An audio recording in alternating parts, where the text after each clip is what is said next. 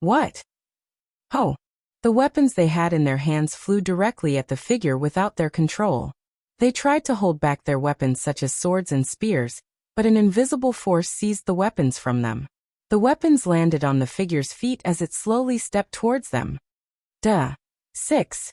The red eyes, terrifying face, and the ghostly voice made them think of the devil they heard in the stories. Not the devil of Earth but this world's devil. Devil, ha ha ha. The figure's evil laughter echoed through the forest. Vundun was the weakest of the group, so when he heard the laughter, he wet his trousers. You're right, welcome to hell, ah. Vundun screamed as the figure disappeared from their sight, but in the next moment, he felt something warm splash on his face. He turned to see Remus' headless body clumsily move around for a moment before collapsing onto the ground.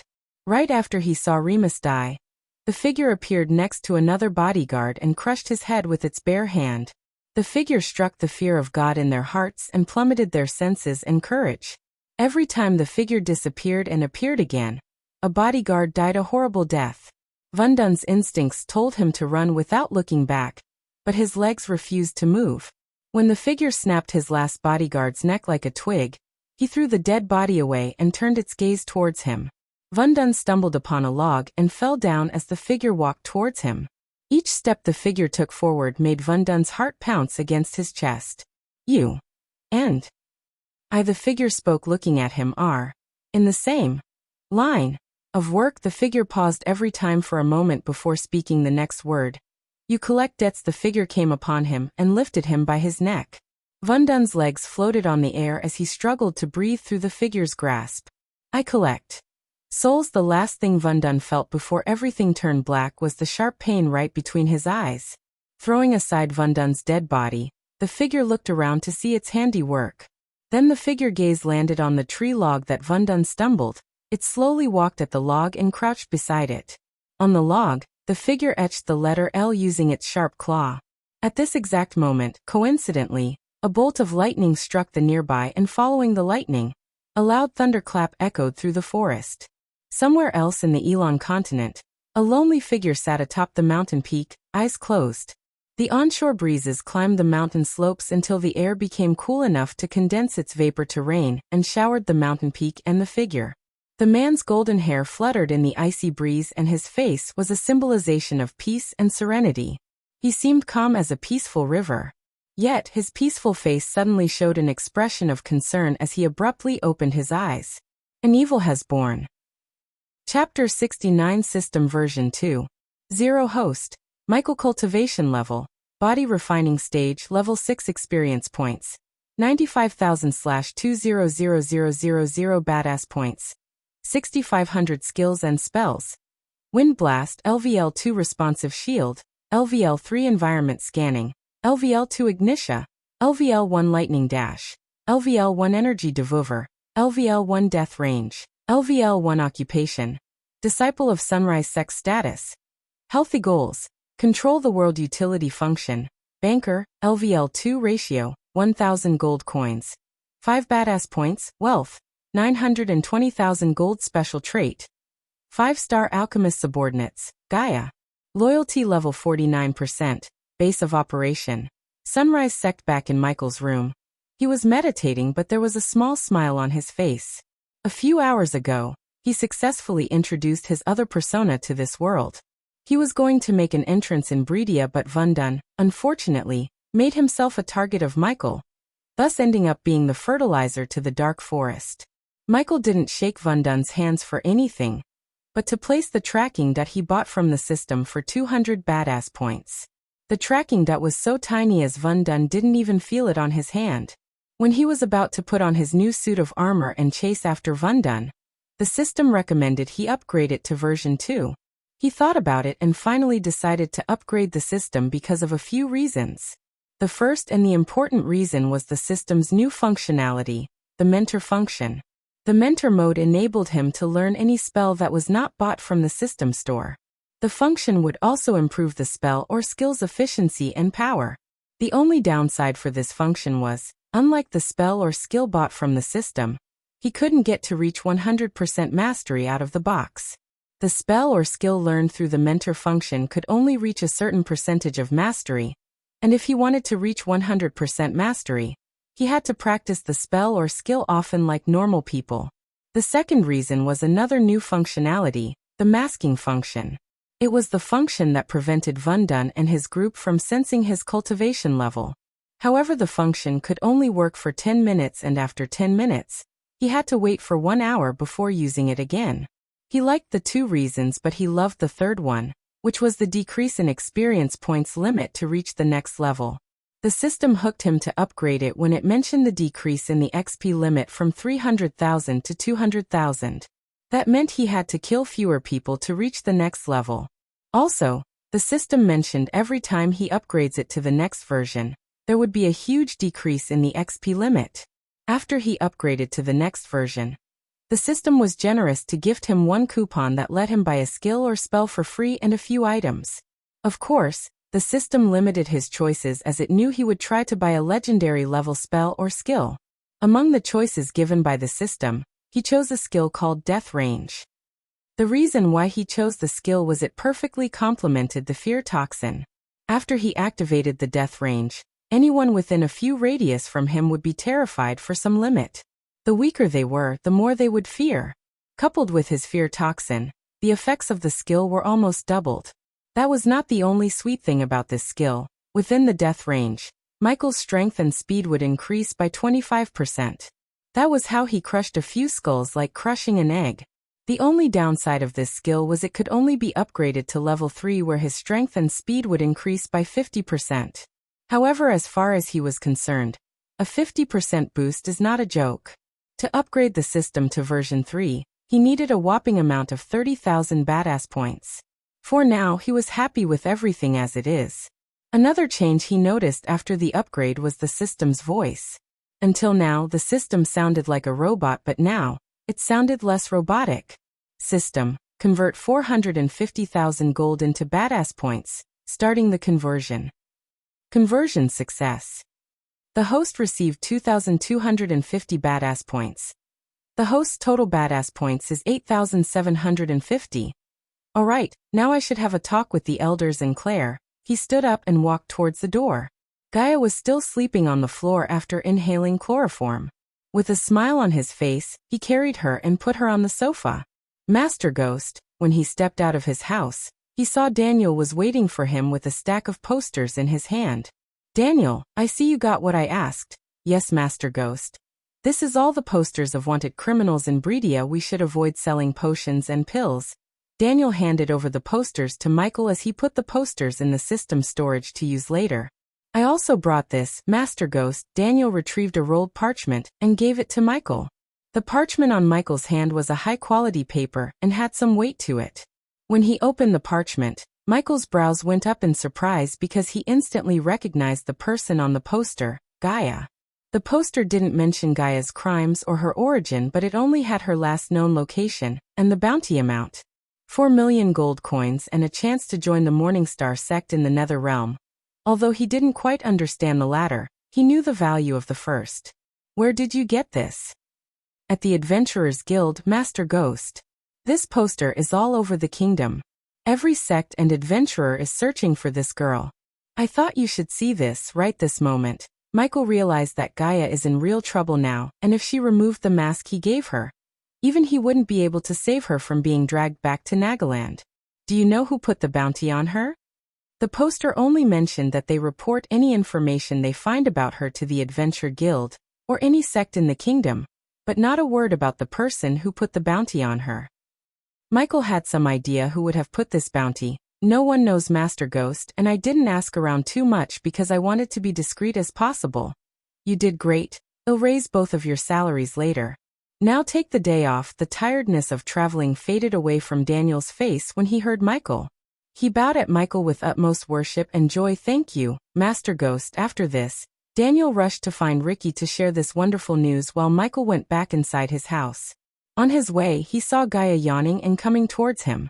Did you say you are going to raise their wages? Yeah, Michael chuckled inside because she had no freaking idea how deep in trouble she was. She followed him inside and saw him leisurely sitting on the new sofa he bought. Since you are being so generous, I wanted to discuss something with you. She leaned on the wall and said, Oh, go ahead. You know I've been working hard and turning the Majestic into a successful business, right? Michael nodded, controlling his urge to rub the poster on her arrogant face. And you are also generous enough to hand over most of the coins we make to that bald fucker. She was still furious about the decision he made to keep paying Vundun. Can you get to the point? Michael said, I'm not going to work my ass off to pay that fuck Ghost. If you want me to do what I've been doing, we should discuss my share. Sure, come take a seat, Michael said with an honest face, like he was really going to negotiate with her. Gaia was surprised as she didn't expect him to agree just like this and wondered what's going on with him today, because he was agreeing to everything since the morning. However, she was delighted to hear him agree and hopped to the sofa as a happy bunny. She sat beside him and cleared her throat to enter the negotiating mode. Although you are somewhat good at being an alchemist, I'm the one who does all the heavy lifting, such as crowd controlling, taking the payments, customer relationship, maintaining a public relation, etc., etc. Therefore, after thinking long and hard, I came to a number that we can both agree on. He was an expert in lying because being a hitman required lying to maintain his cover, yet even he had to admit this girl's talent of speaking so shamelessly and lying with a straight face. Maintaining public relation, my ass. Michael laughed out loud in his mind, but kept his real emotions from showing up on his face. How much are you thinking? Said Michael while Gaia took a deep breath. I was thinking we should split the profit by 50-50. He was stunned by this shameless snake, but at the same time, he couldn't wait to see her face when he showed her the poster. Chapter 70. I thought we are friends who work together, Michael said, and put an innocent look on his face that fooled Gaia to think he was serious. Thinking he was really going to agree to her terms, she gently patted his hand and said, Of course we are human, but favors like working for free break friendships. We can share the profit and continue to taste the fruits of our friendship. What do you say? Michael could notice even she was trying to fight the urge to burst into laughter after shamelessly lying like this. If she was born on Earth, she would have made an excellent politician. You're right, friends should not continue to work for free, and we shouldn't owe each other anything. Am I right? Michael asked as Gaia nodded with a grin. I will give you 50% of the profit. Really? I mean, you will? She almost screamed out loud in surprise, but she quickly regained her composure and asked. Her face brightened, and she wanted to dance around in joy. So when are you going to give the 5 million gold you owe me? The smile froze on Gaia's face. She knitted her brows in confusion. What 5 million? What are you talking about? Michael retrieved the bounty poster and showed it to her with a devilish grin on his face. Gaia's hands started to tremble when her gaze fell on the poster. The reason for her reaction might be because of shock or fear, but one thing was sure, she's in deep shit. Zanali, that bitch. She tore the poster into pieces and threw it away. However, her anger turned into panic and fear when she saw the look on Michael's face. She couldn't help but swallow her saliva as she thought he's going to hand her over to them for 4 million gold.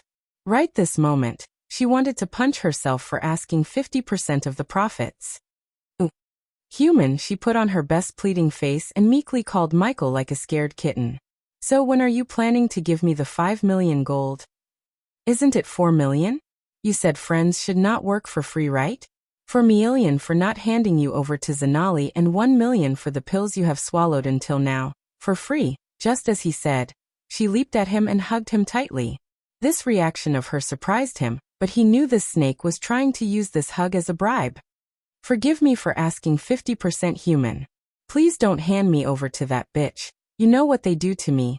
She was even able to conjure enough tears to wet his shoulder. Michael was having fun laughing out loud in his mind, and continued to mess with this shameless snake. But you said friends shouldn't work for free and that would break friendships. Fuck what I said. I was just messing with you. I will never ask something like that for real. Who?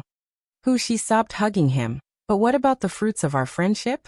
He could feel her grip around his neck tighten. She continued to sob and talk. What kind of friend charges for helping a friend? Only heartless, horrible fuckers would try to take advantage of their friends. So you're not going to ask for 50% of the profits? Of course not, I'm happy as it is. Just don't hand me over to them, he chuckled and hugged her back. If this snake was using this hug to her advantage, he also deserved to enjoy this hug. Alright then, I won't hand you over to Zanali. But remember, you're in deep shit. Poster like this is all over Breedia and every adventurer and wannabe disciple is searching for you. She tried to wiggle herself out of the hug, but he didn't let her. You are safe only as long as you are with me. Without the mask I gave you, you are good as dead. I promise, I won't leave you human. She tried to sound truthful as she possibly could. You know how many girlfriends said this before they became exes. No offense to my female readers, it's Michael who said this. Michael's inner voice reminded him while he patted her on the back. I know you want. Thank you, human. Now can you let me go? She tried her best to wiggle herself out. But how could a mortal like her overpower someone like Michael? It feels good, doesn't it? Let me hug you for a little longer. Speak for yourself, let me go, you bastard. She came back to her usual self and scolded Michael. He was chuckling while she kept punching his back. I will bite you if you don't. Let me go. After teasing her for a few more seconds, he let her go. She stood up angrily and corrected her dress while cursing him under her breath. However, her loyalty towards him increased and reached 50%. Come on, I have to meet Claire and the elders. Those dumb fuckers. Tell me you killed those fuckers when I was sleeping. Michael annoyed her, but Van Dun and his men made her furious. Therefore, when she remembered them, she forgot all about Michael's little play with her and cursed Van Dun. I will soon, but for now they can live. When I get stronger, I will make them suffer. Seeing his honest expression, she believed him. Good, I want to burn that bald fucker's ass on fire before we kill him. Damn girl, ha ha ha. Although he didn't want to, his brain showed him the sight of Gaia burning Van Dun's but on fire. I've done worse, she proudly said, and followed him behind to meet Claire and the elders. It was almost in the evening, where the entire sky was painted red with the setting sun. Looking at Michael and Gaia approaching the building where the elders and Claire were staying, a couple of female disciples came running. Brother Ghost, Sister Elia. Hey you two, Michael smiled and waved at them. Are the elders and sect leader Claire inside? Yes, they are, Brother Ghost. The elders just finished their lectures, the two girls said, and tried to lead them inside. Where are you two coming? The grown-ups are going to the meeting. You two little things could go and do whatever you do. Gaia slapped the girls on the back and sent them away. The girls rubbed the back of their heads and ran away before they stuck their tongues out at Gaia. Do you really have to be such a bitch? What can I say? I love bossing around. Michael knew he can't change this snake's personality, and chose to ignore her atrocities for now. Soon after he entered the building, he realized the sorry state of the sect. The broken wooden beams, mold-covered walls, ceiling with countless patches, and many things like that made him feel ashamed because this wasn't only his sect, but it's also his base of operation. No wonder he didn't get any badass points from the sect yet. Wow, I feel like I stepped into another realm. Gaia's nose twitched as she frowned looking at the place. There wasn't even a proper chair for her to sit in this place. Ghost, just as they were looking around, Elder Mark came from one of the rooms. There was a hint of shame in Elder Mark's eyes, and he tried to avoid direct eye contact with Michael. Elder Mark, I want to talk with all the other elders and sect leader Claire for a moment. After settling their debts and becoming a representative of the sect, Michael's authority in the sect reached the level of Claire's. His reputation among the disciples was sky-high as they basically worshipped him. Therefore, when Michael asked Elder Mark to set up a meeting, he nodded without asking a second question. When Elder Mark went to bring the elders and Claire, Michael turned his gaze towards Gaia. Hey, do you think you can transform this sect to look at least somewhat decent? This place is gonna mess my reputation.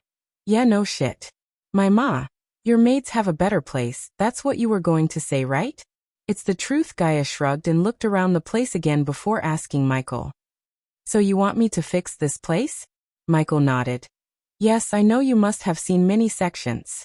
So, I want you to remodel this place, and not only this place, the entire sect. What will the people think of me if they see the current status of the sect? As a first step of getting badass points out of his base of operation, he decided to renovate the sect, and who else would be a better person to lead the task other than his haughty assistant?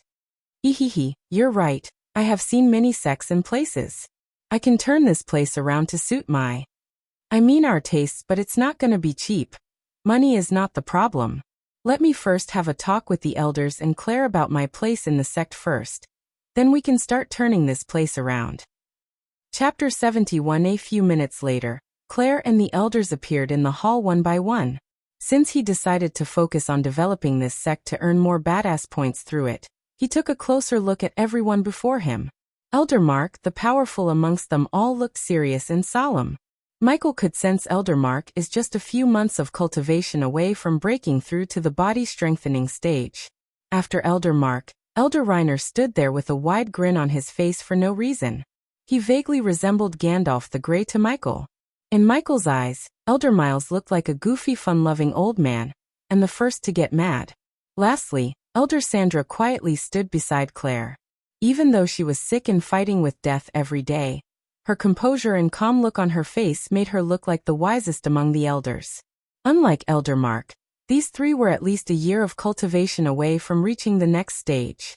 After taking a look at the elders, his gaze fell on Claire to get slightly surprised by her because, in less than a month, she went from body refining stage level 5 to level 7. When he met a few hours ago, he didn't try to sense her cultivation level, but now, he realized that Claire might be a prodigy in the making. Claire's face was not calm, and in fact, she was very troubled by the events that happened a few hours ago. She knew it was her fault that made Michael pay the price, literally. Her face betrayed her and revealed her internal struggle. Sect leader Claire, elders, the reason I called you everyone here is to speak about the future of the sect. You aren't leaving the sect, are you? Elder Miles jumped the gun and asked him before Michael could finish his sentence. Hearing Elder Miles, Michael shook his head and smiled. Of course not, Elder Miles, on the contrary, I'm here to talk about my position in the sect. Yes, we were just talking about that, Ghost. It's not fair for you to remain as an outer disciple anymore, so we decided to make you the one and only core disciple of the sect.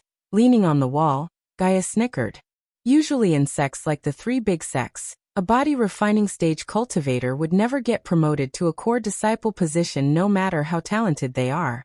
Only after a disciple reaches the core formation level, they would get promoted to core disciple status. However, the Sunrise sect made Ghost a core disciple before he even reached the body strengthening stage. Looking at Elder Reiner's grin grew wide, Michael realized this was his idea. Elder Mark, I'm honored to be the core disciple, but I don't want just to be a core disciple. I want all of you to form a new position.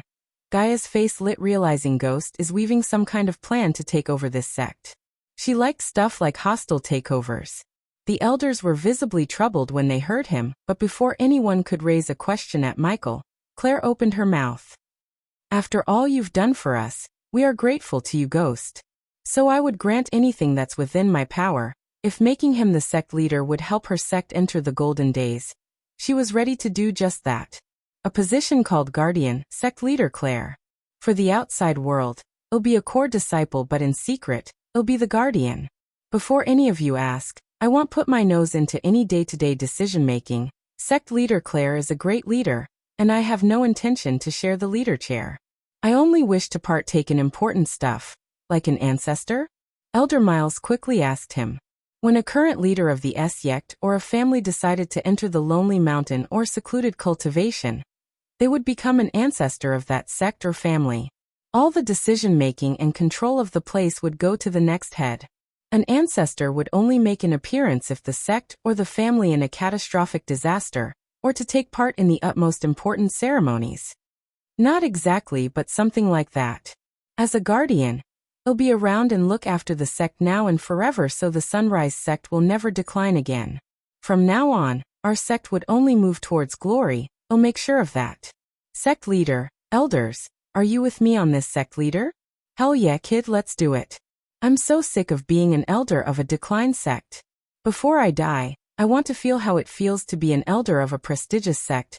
Elder Reiner laughed happily and gave his heartfelt support to Michael. I'm with Elder Reiner on this 1-inch. Elder Miles knew the potential of the youngster before them. Normally, he and Elder Reiner rarely agreed on something, but he knew that sticking with a heaven-blessed prodigy and a 5-star alchemist would never go wrong unless Michael gets killed by someone. Elder Sandra, you are the head of the elders. What's your decision on this? Instead of agreeing to Michael's request like Elder Reiner and Miles, Elder Mark turned to ask Elder Sandra. Gaia saw the old woman scanning everyone from top to bottom before landing her gaze at Claire. Sect leader Claire, I think you should be the person to have the final say on this. After all, you are the sect leader. Michael didn't worry about Claire because he knew Claire would agree to this. After this meeting, he quite liked Elder Reiner and Miles. Her beautiful blue eyes slowly blinked as she stared at Michael without saying a word. Then, she took a deep breath. If making Ghost a guardian would set our sect on the path to glory, then that's what I must do.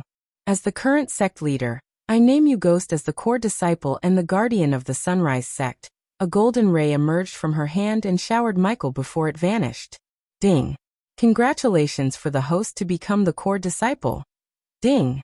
Congratulations for the host to become the guardian. System version 2. 0 host. Michael cultivation level. Body refining stage level 6 experience points. 95,000/200000 badass points. 8750 skills and spells. Wind blast. LVL2 responsive shield. LVL3 environment scanning. LVL2 ignitia. LVL1 lightning dash. LVL1 energy devour. LVL1 death range. LVL1 occupation. Core disciple of Sunrise sect, the guardian of Sunrise sect status. Healthy goals. Control the world utility function. Banker. LVL2 ratio 1000 gold coins. 5 badass points. Wealth. 470,000 gold special trait. 5-star alchemist subordinates. Gaia loyalty level 50%. Base of operation. Sunrise sect. Now as a guardian, he'll clear all the debts of our sect in the coming weeks. But Ghost Claire still seemed reluctant to put all the debt on his head. No need to worry, sect leader. What's mine is yours, and what's yours is mine. Stop hesitating and worrying, sect leader. You should be strong and tough. I got your back. When Michael finished his words, he could see Claire standing there, staring at him blankly. She then nodded with a gentle smile. I will try to be the leader everyone expects me to be. What was that human? Great leader, my ass. She put the entire sect in trouble to save one person. She's just a naive young girl, not a great leader. Gaia threw herself on the new sofa and complained while Michael prepared to make pills and potions for his customers. He could have done this in the night, but he had plans for the night. I know, but I'm here now and this is my sect. She won't make stupid mistakes like that again in my watch. So not putting your nose into day-to-day decision-making is just a lie? She was confused as Michael smirked. When I become stronger, who do you think Claire and Elder see as the head? Me. But I'm not the person to sit behind a table and manage this place. That would be Claire's job. With a little nudge in the right direction, I believe she will turn into a good sect leader. Under me, Michael continued with a smirk on his face. Gaia realized that this was his plan all along, and acting as a savior of the sect was just a facade. Yet, she still didn't completely understand why he is putting his money and efforts into making this sect great again. In her mind, he was not the kind of a guy who would do something noble without expecting something in return. Tell me the truth, human. What do you really want with this place? When you become trustworthy, I might tell you the answer. Now stop asking questions and start planning to make this place look better, or I'll take that sofa away. Don't you dare. Chapter 72. In the early morning, daylight not only unwrapped the hues of Bradford, but also the terror that struck the town. A dark alley that rarely saw more than 5 people hang out now had half of the town surrounding it. In front of the crowd, there were a couple of girls who wore revealing clothes to tempt the youngsters. However, no man was in the mood to enjoy the beauties as their eyes were locked on the bodies hanging on a rope between 2 buildings. Many people were afraid to look at the large puddle of blood below the dead bodies. After seeing the blood splatters and the terror on the faces of the dead ones, some people guessed that they weren't killed by a person. While the people were staring at the bodies, a girl who had perfect curves and glossy skin was looking at the nearby wall. If not for the gory scene in front of them, many men and women would drool and hope to get a glimpse of what's under her purple dress. Sister Sadie, do you think whoever or whatever killed them left behind that? The girl in the purple dress was none other than Sadie Kaplan, the core disciple of the Silver Moon, and one of the judges of the last Heaven's Gate competition. Although the girl who asked the question was also a great beauty, she was overshadowed by the beauty of Sadie. If Michael was here, he would have recognized the girl as Nyla Reed. The same girl who almost got herself killed by trying to use a telepathic attack on Michael. Yes, I saw the same symbol on the scene at Sarton. What do you think it means? I don't know, but it's not my job to know. My teacher wanted to find these guys, and technically I did find them. Who? Teacher Hazel? What did she want with them? Nyla pointed her finger at the hanging dead bodies and asked. Apparently these guys were harassing some of Teacher Hazel's clients, and recently they took the harassment to the next level. Initially, they were a group of 20 men, and when they heard the Silver Moon was searching for them, they started to run. Some of them went into hiding in Sarton, and the rest of them came here only to get slaughtered by someone eviler than them. Even Sadie had a hint of fear in her eyes. She had seen many killings, but this felt dark and different. These guys were given no chance to fight or even take out their weapons. Whoever killed them was quick and cruel. All of their manhoods were cut off while they were still alive, yet none of the residents nearby heard a sound. However, Sadie felt no pity for the dead ones. So in Sarton, just like here, all of them were slaughtered and hanged. Whoever killed them left no trace but this one symbol, L. What does it mean? Move away. Suddenly, someone shouted from the crowd, and Sadie turned to see a soldier of Bradford bringing a dirty-robed old man. Sadie could tell the old man was obviously a beggar by the look of his ragged tunic and the stink coming from him. Miss Kaplan, this old man is claiming that he saw what happened. 6. L. The man stuttered something under his breath. He was pale and shivering like he's in the middle of a snow mountain. Tell me what you told the people back there. The soldier shook the old man by his collar as Sadie waved him to stop. Old man, did you see the person who did this? Sadie asked the old man, but his mouth stuttered in the horror he witnessed the night before. No. Son. V.I.L. The old man still sounded unclear. His voice broke, and the shivering wasn't any help. Nyla, the disciples of Silvermoon, were very good at psychic attacks and playing with someone's mind. Nyla might have picked the wrong person to use the psychic attack, but the old man in front of her wasn't a challenge. Nyla stared into the old man's eyes as his eyes glowed for a second. Following this, the old man shivered less and somewhat looked better than he was. Tell us, old man, what did you see? I saw him.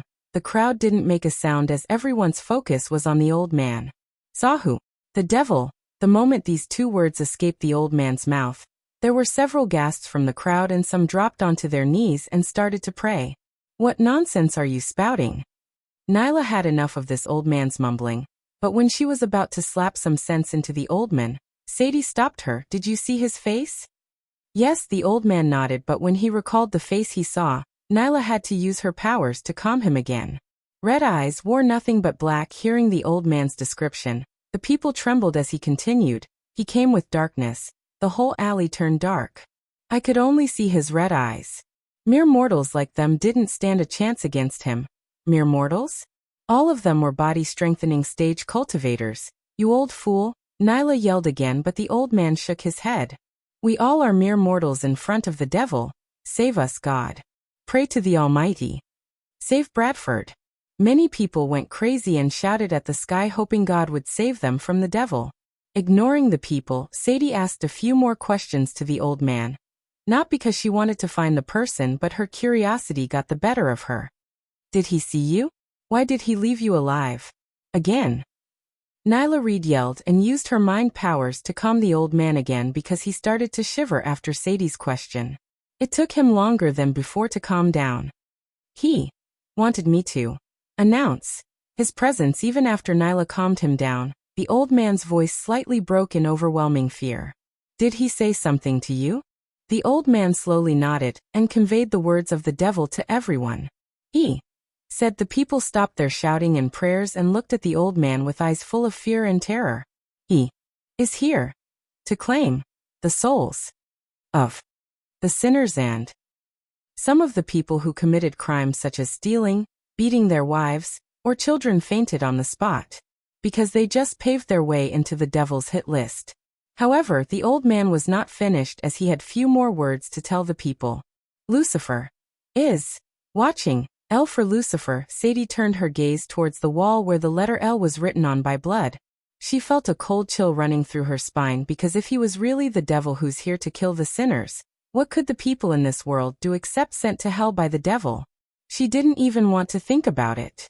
Take him to Baron Totonk. My task here is completed. She saw no reason to hang around here at the devil's hunting ground, so she took Nyla and left the scene.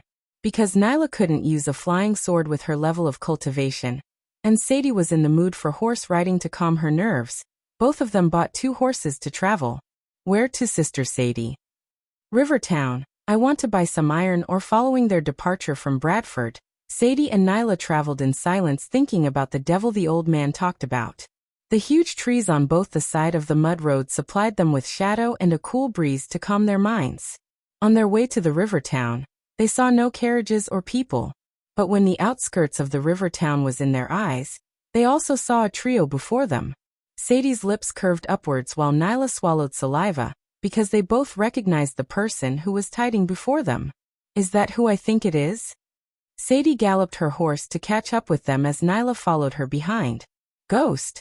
The one who was traveling before them was none other than Michael. Sadie ignored the blonde guy on the other horse and shouted at Michael. Miss Kaplan, what a pleasant surprise. She was surprised to see him reach the body refining stage level 7 in such a short amount of time. Other than his cultivation, he looked sexier and hotter than before. Just by looking at that smile of his, she wanted to eat him up. However, unlike Michael who showed a warm smile, the girl riding behind him had rather a cold look on her face. The girl was a mortal, yet she had a noble aura around her that made Sadie feel inferior to her. What's with the miss? Call me Sadie. I assume you recognize my sister here. Sadie chuckled as Nyla's face turned red in embarrassment. Hiya, Nyla. Hi, Ghost. He seemed to have completely forgotten about what happened at the competition. His smile made Nyla feel somewhat less ashamed. I heard you're a 5-star alchemist, Ghost. Why didn't you say so? Ignoring the cold look of the girl behind him, Sadie brought her horse as close to him as possible. What can I say, Sadie? I like to surprise people. Oh, you really surprised me, Sadie said with a flirty smile. The blonde guy who was traveling with Michael was Jack, and seeing a beauty flirting with Ghost, Jack almost fell off his horse because he was too focused on Sadie and Nyla rather than the road before him. Hi, Miss Reed. Jack. Chapter 73. It was the system's new feature that made Michael travel to Rivertown accompanying Jack. This new feature's purpose was to help Michael choose the right person to be his subordinate and manage his existing subordinates. Subordinate, Gaia cultivation level, none race, demi-human Naga race current skills, none status, Merdine's repaired, 10% loyalty towards the host, 50% trait. Warrior. The trait feature would inform him about the person Michael is considering to recruit as his subordinate by letting him know her special trait. For instance, Gaia's trait was warrior. He wouldn't be able to make her an alchemist even if he gave her the Book of Alchemy unless he changes her trait from warrior to alchemist for 500,000 badass points, or adds the alchemist trait on top of her current trait for 1.5 million badass points. Michael had no plans to change Gaia's trait, and the reason for his departure from the sect was not Gaia but Jack. After an eventful night, Michael woke up in the morning to continue making pills and potions. While he was picking up the herbs from his new herbal garden, he met Jack and heard he was going to River Town to buy scrap metal to repair his fellow disciples' weapons. After a small chat with Jack and the sudden notification from the system, Michael realized Jack was a blacksmith. Apparently, Jack learned the trait from his uncle, and even though Jack was not an expert in forging, Michael decided to give Jack a chance before he makes any decision. He could, however, wait and depend on his luck to find a better blacksmith who is willing to be his subordinate. Nevertheless, Michael was not the person who would depend on his luck rather than seizing the opportunity in front of him. Besides, Jack was poor and weak, so earning his loyalty would be simple. All Michael had to do is pay him handsomely for his work and Jack would be as loyal as a puppy. With the help of the system, he could also improve Jack's forging skills and have his own personal blacksmith. Still, before officially making Jack his subordinate, he wanted to see Jack's skill with his own eyes. But Michael never expected to see Sadie, a remarkably hot girl on his way to River Town. "Nice to meet you, Jack." If it wasn't for Jack seemed like Ghost's friend, Nyla would have given him a cold shoulder. But because of Ghost, Nyla showed a polite smile and shook Jack's hand. Aw, she shook my hand. Jack's eyes sparkled and he couldn't hold his joy. He felt like he was flying. "I'm not going to wash this hand," Jack told himself. "So will you concoct a pill or two for me?" She came so close to Michael as both of their shoulders made contact. He didn't blush or move away like a beta MC, but enjoyed the company of a hot girl like Sadie. "Of course I will. You have to pay for my services." Of course, Gaia would have strangled him from behind if he had agreed to concoct pills for free. But hearing he would still charge her despite her seduction, Gaia calmed down. Sadie on the other hand pouted. "I thought you want charge me a coin." Ghost. Michael laughed and winked at her. "Come on, Sadie. You know I like money and you don't lack gold coins. Can this sister pay you with other means? I guarantee you, it will be much better than gold coins." Her seduction skill was on the next level, and any youth with a weak heart wouldn't be able to resist her charm. Even Michael was tempted to take upon her offer, but he didn't want to mix business with pleasure. "I believe you, but let's keep the business and pleasure apart, shall we?" A man of principles, I like it." She moaned for a second and continued with a seductive smile on her face. With the company of 3 hot girls, Michael had a pleasant journey towards the River Town until he saw the soldiers of Baron Totonk and disciples of Morningstar swarming into the city gates. "Huh? What's going on there?" Sadie threw a look of uncertainty, and they rushed towards the town to see what's happening. When Michael passed through the unguarded city gates, he witnessed people screaming and running around chaotically.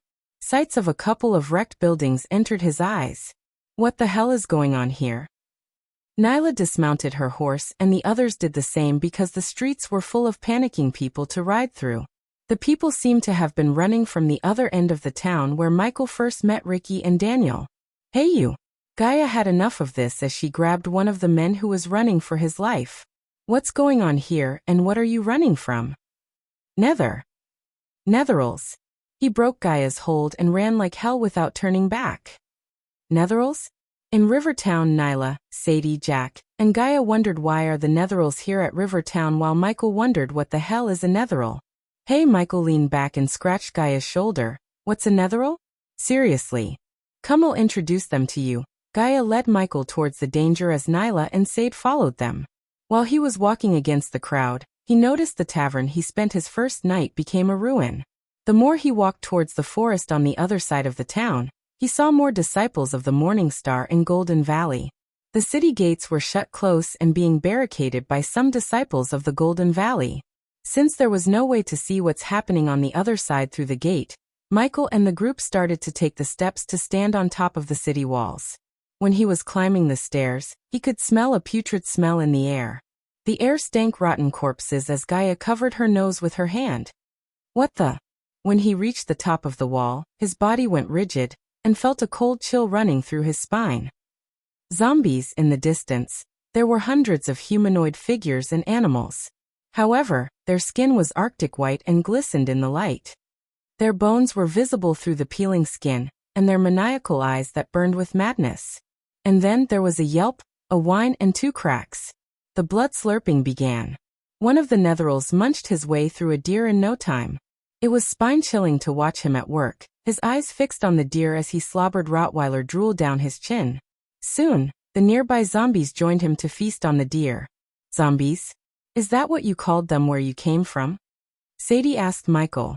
He had never expected to see zombies in this world, and suddenly felt like he was transmigrated into a world of Walking Dead.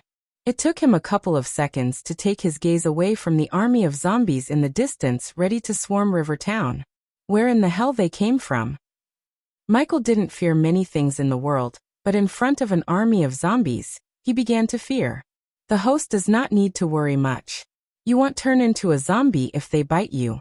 Netherals are just corpses reanimated by a dark power.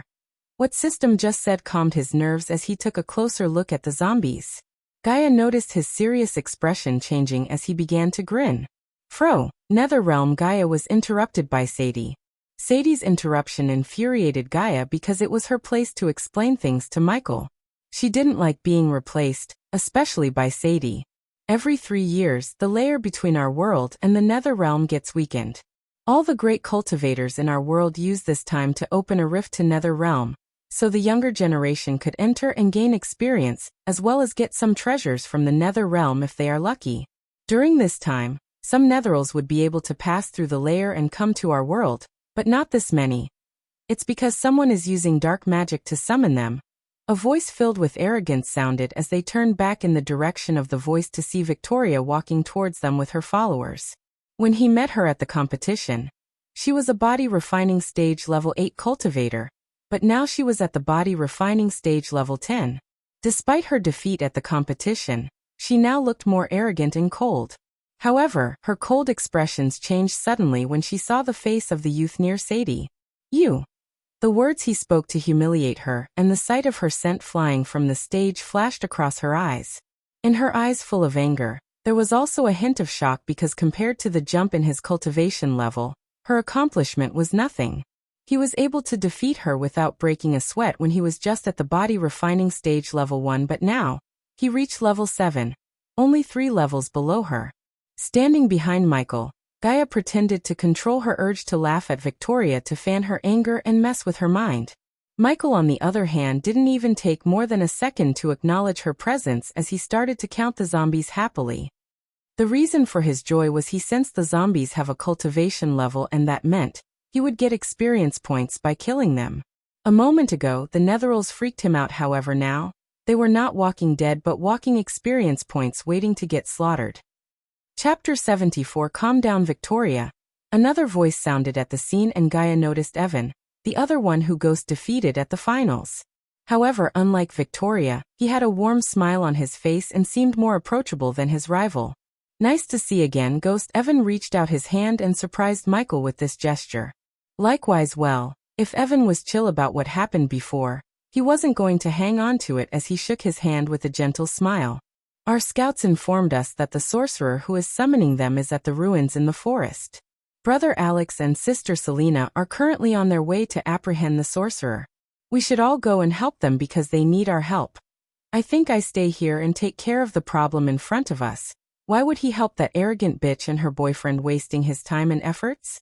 Besides, if Alex, a core formation cultivator, was searching for the sorcerer had to be at the core formation stage too. With his current strength, he was far from defeating a core formation stage cultivator, unless he took a risk depending on his luck and the system. But taking risks and depending on luck was not something he would do, especially not when he could harvest experience points like crazy. His answer slightly surprised Evan, as he expected Ghost to go hunt down the sorcerer, who was the root of all the problem, rather than stay here and kill the Netherals.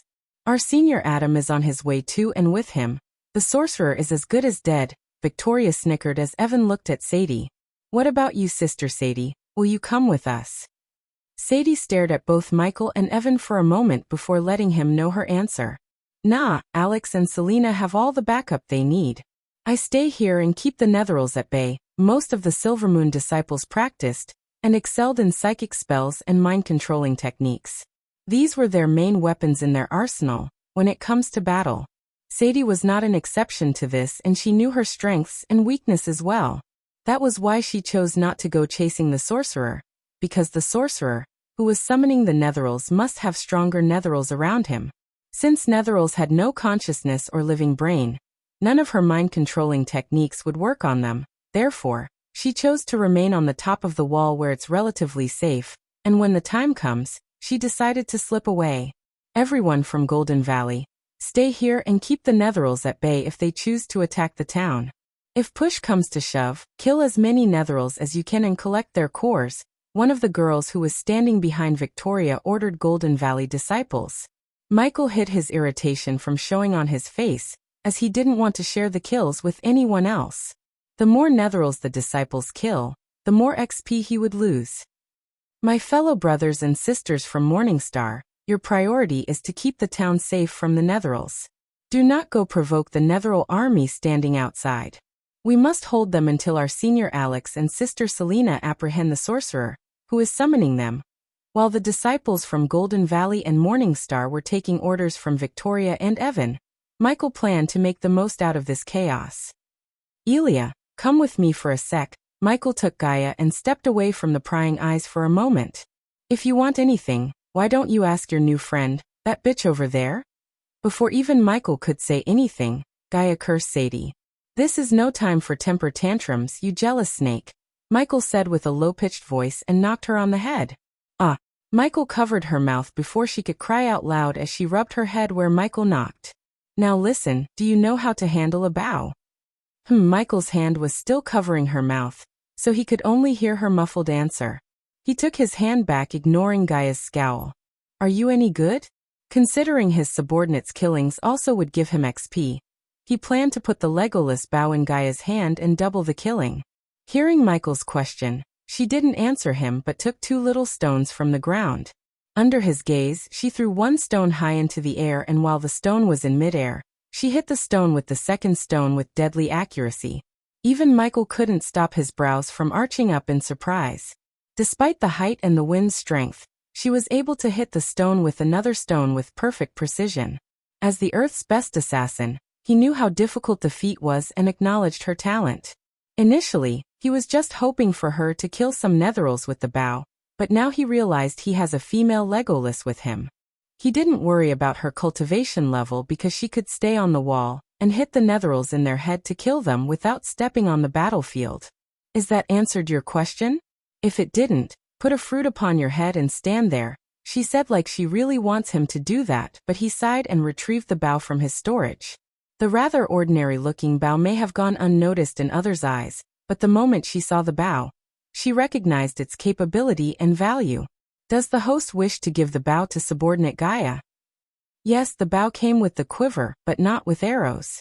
The system already prompted him to buy 100 arrows for 1,000 badass points. Except Michael decided not to spend 1,000 badass points for something that he could buy using gold coins. Not bad for an uncommon bow. Where did you get it? She examined the bow and said, every weapon and spell in this world was categorized into 5 types: common, uncommon, rare, epic, and legendary. The Legolas bow was actually a rare weapon, but Michael purposefully made it release an energy signature of an uncommon weapon, as he didn't want to attract many eyes towards the bow.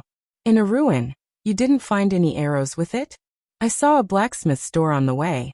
He was packing his bags, so we can probably buy what we need for a cheap price. Yeah, he would be grateful to unload anything before running away from this place. Jack was busy using Ghosts Association to try his luck with every beautiful girl he saw. When he heard Michael's voice, he immediately stopped flirting and came running to him.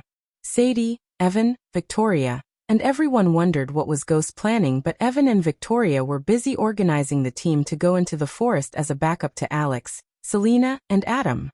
Brother Ghost, I need you to go to that blacksmith we saw on the way and buy something for me. Michael retrieved a pouch of coins and threw it at Jack. By all the iron-headed arrows with red eagle feathers, Gaia knew her arrows, and in this case, the iron-headed arrows were more effective on the netherils than the normal arrows. All of them. Yeah, all of them, you little shit. She slapped him on the back of his head and said. And buy 2 of the best swords he got. After Jack ran away to buy everything they needed, Mitchie gave the Mark III grappling hook to Gaia and joined back with Sadie. Isn't it dangerous for her to fight the netherils? Gaia wanted to give Sadie an answer in her way, but Michael's stern look stopped her from opening her mouth. You have no idea what she's capable of. Gaia's face was full of haughtiness and appreciated Ghost's vote of confidence. With the Mark III grappling hook, she could reach the trees outside the city walls and rain arrows of death on the netherils from a higher vantage point. System, I wish to learn the dual wielding of swords. He finally used the card he got from the gift box he got after killing the assassins. As usual, an acute pain appeared in his brain, and after a few moments when the pain disappeared, he achieved 70% mastery in swordsmanship. He could further increase the power of his sword skills by learning spells and techniques associated with swords, but his current state was enough to slaughter these mindless netherils. Why aren't they attacking? Evan wondered and spoke what's in everyone's mind. Michael also noticed this. The netherils were standing and munching on some poor animals of the forest, but they didn't move forward towards the river town. It doesn't matter why. What matters is stopping the sorcerer, Victoria said, and prepared to leave the place to join Adam while Jack returned carrying 2 bags. Brother Ghost, Sister Elia, Jack handed over 1 bag to Michael and the other to Gaia.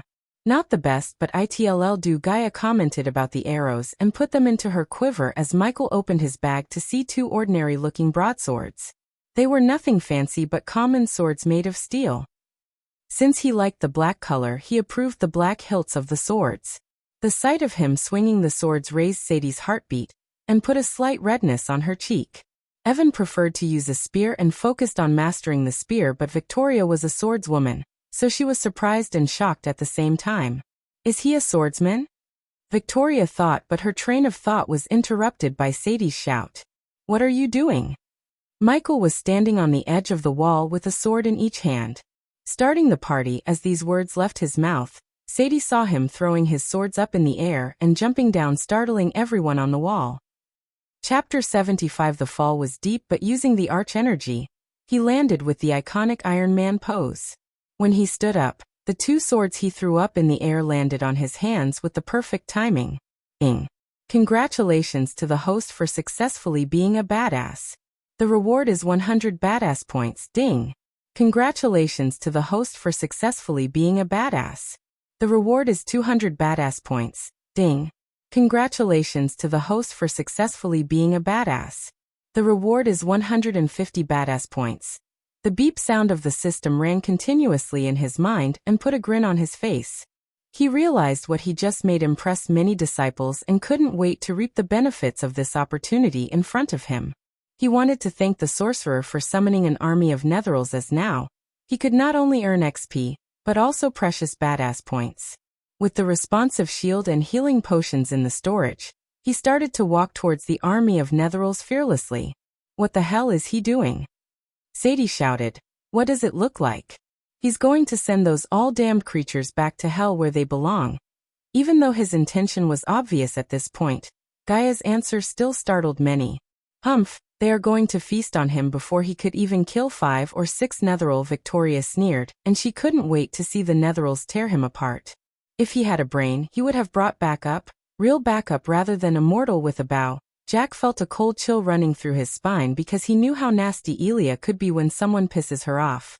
When he saw her lowering the bow, he swallowed a mouthful of saliva looking at the disciples of Golden Valley behind Victoria. You dumb bitch. While you were planning to go as a backup and suck up your senior, he just made you all his backup. You just don't realize that Gaia didn't hold back her voice and yelled at her in front of all the disciples. You. Victoria's face turned red like a ripped tomato in anger, and what made her even furious was the mortal girl was right. If Michael's attack on the Netherals made them rush towards the city walls, they had to protect the town with all their strength, because they were righteous sects and couldn't let Netherals cross the river town into the kingdom. What you? Are you going to bully a mortal girl like me? If you bitch dare touch a hair on my head, my friend there would beat the living shit out of you. He won't go easy on you because you're a bitch. Gaia had 3 reasons to speak so boldly without getting her ass kicked. 1. She really believed Ghost would come in time to save her from Victoria. 2nd, even if he didn't, she had a weapon that could fire an arrow before Victoria could cast a spell. Victoria was still at the body refining stage, and that meant her body was not completely strengthened yet. If Gaia were to fire an arrow through Victoria's heart or any vital organs in her body, she would still die, no matter whether Gaia was immortal or not. The final reason for her boldness was Sadie. Gaia didn't like Sadie a bit, but she knew Sadie would cover for her to stay on Ghost's good side. How dare she talk to our sister like that? The audacity. Insolence. Look over there. While the Gaia shocked everyone on the wall, someone shouted as they turned their gaze towards Michael and the Netherals. Sensing the upcoming threat, a few Netherals started to move towards Michael. Ignitia. When they came into the range of Ignitia, Michael sent several bolts of lightning towards the Netherals and killed them on the spot. Ding. Congrats to the host for killing a body refining stage, level 4 Netheral. The reward is 7,000 experience points as well as 100 badass points. Ding. Congrats to the host for killing a body strengthening stage, level 6 Netheral. The reward is 7,000 experience points. Ding. Congrats to the host for killing a body strengthening stage, level 7 Netheral. The reward is 7,000 experience points as well as 100 badass points. Ding. Congrats to the host for killing a body strengthening stage, level 8 Netheral. The reward is 7,000 experience points as well as 200 badass points. Although he killed Netherals at various cultivation levels, he got the same XP for every Netheral. He wanted to enter the system and asked it about this, but the system answered him before he could open up the system interface. Netherals are mindless creatures that don't use any strategies or tactics. Therefore they can't be compared to living cultivators. Hence, the host won't get the usual amount of experience points, but, be grateful host. You're at least getting some experience points and badass points. After getting upgraded, the system became more egotistic. He was not in the place or mood to debate an unwinnable argument with the system as he continued to slaughter the Netherals. Lightning Dash, considering the disciples would soon join the fight and he wouldn't get as much XP as he thought, he decided to kill as many Netherals as he could and as fast as he could. Whoosh! Whoosh! Whoosh! Just as he was slashing the heads of the Netherals, a bunch of arrows brushed past him, piercing through the Netherals' heads. The arrows went straight through right between their eyes. He never used to have someone watching his back in the field, as even Pink never actually came into the field, but remained somewhere else and provided him information through the earbud. He felt like he could get used to this unfamiliar feeling of having someone watching his back. The two of them wreaked havoc among the Netheral army and finally pissed off the entire army to rush towards the city walls. Golden Valley attack. Brothers and sisters, show them what you got. Following the battle cries of Victoria and Evan, all the disciples who had the guts to face the Netherals jumped out of the wall and rushed towards the approaching army of Netherals. Many may have on the battlefield, but everyone's eyes were fixed on only 3, Evan, Victoria, and Ghost. It was a rare sight to see the superstars of the younger generation fighting together against a common enemy. Michael made sure most of their focus is on him by drawing their attention using bolts of lightning and his fancy dual-wielding sword skill. Where did he learn to fight like that? Without Michael's knowledge, he astounded and drew Victoria's attention towards him. She was studying under one of the best sword masters in the kingdom, but she still was not at the point of using 2 swords simultaneously. One needed absolute concentration and talent to reach Ghost's level, and Victoria became shocked at his level of mastery in swordsmanship. On the wall, Gaia was raining arrows on the Netherals with deadly precision, and every arrow fired from her bow put down a Netheral or 2. Nyla and a few other disciples of Silvermoon stared at Gaia, like they were going to eat her. Even Sadie felt fascinated by this mortal girl, but her eyes were glued to Michael. Every time he cleaved Netheral heads, her heart would pound against her chest, and experienced tingling sensations in her body. If he wasn't fighting the stinking Netherals, she would have surrendered to her feelings and joined him for some action. More and more Netherals appeared from the forest to make everyone worse. However, only Michael felt excited to see more and more Netherals. In front of the huge number of Netherals like this, even Victoria and Evan struggled to keep them from getting injured by the Netherals. It was difficult especially for Victoria because her concentration was being messed up by Michael's cool sword skills. Jealousy and shock prevented her from fighting with her best. Victoria. Fighting on the other side, Evan noticed Victoria's struggle, but before he could do anything, one of the Netherals punched her on the chest. Cough. Although her armor absorbed most of the force and saved her organs inside, she still pushed away several steps backward and spurted out blood. Hee. One less annoying bitch in this world. Compared to Evan, Michael was closer to Victoria and saw everything that happened just now and had a chuckle over it. Get away from her. Just when the Netherals were about to take a chunk of Victoria, the huge white tiger appeared behind Evan. The white tiger made of Evan's arch energy crushed every single Netheral on its way to Victoria and blasted away the Netherals that surrounded her. What the fuck is he doing? Michael was annoyed by this saving the damsel in distress act of Evan.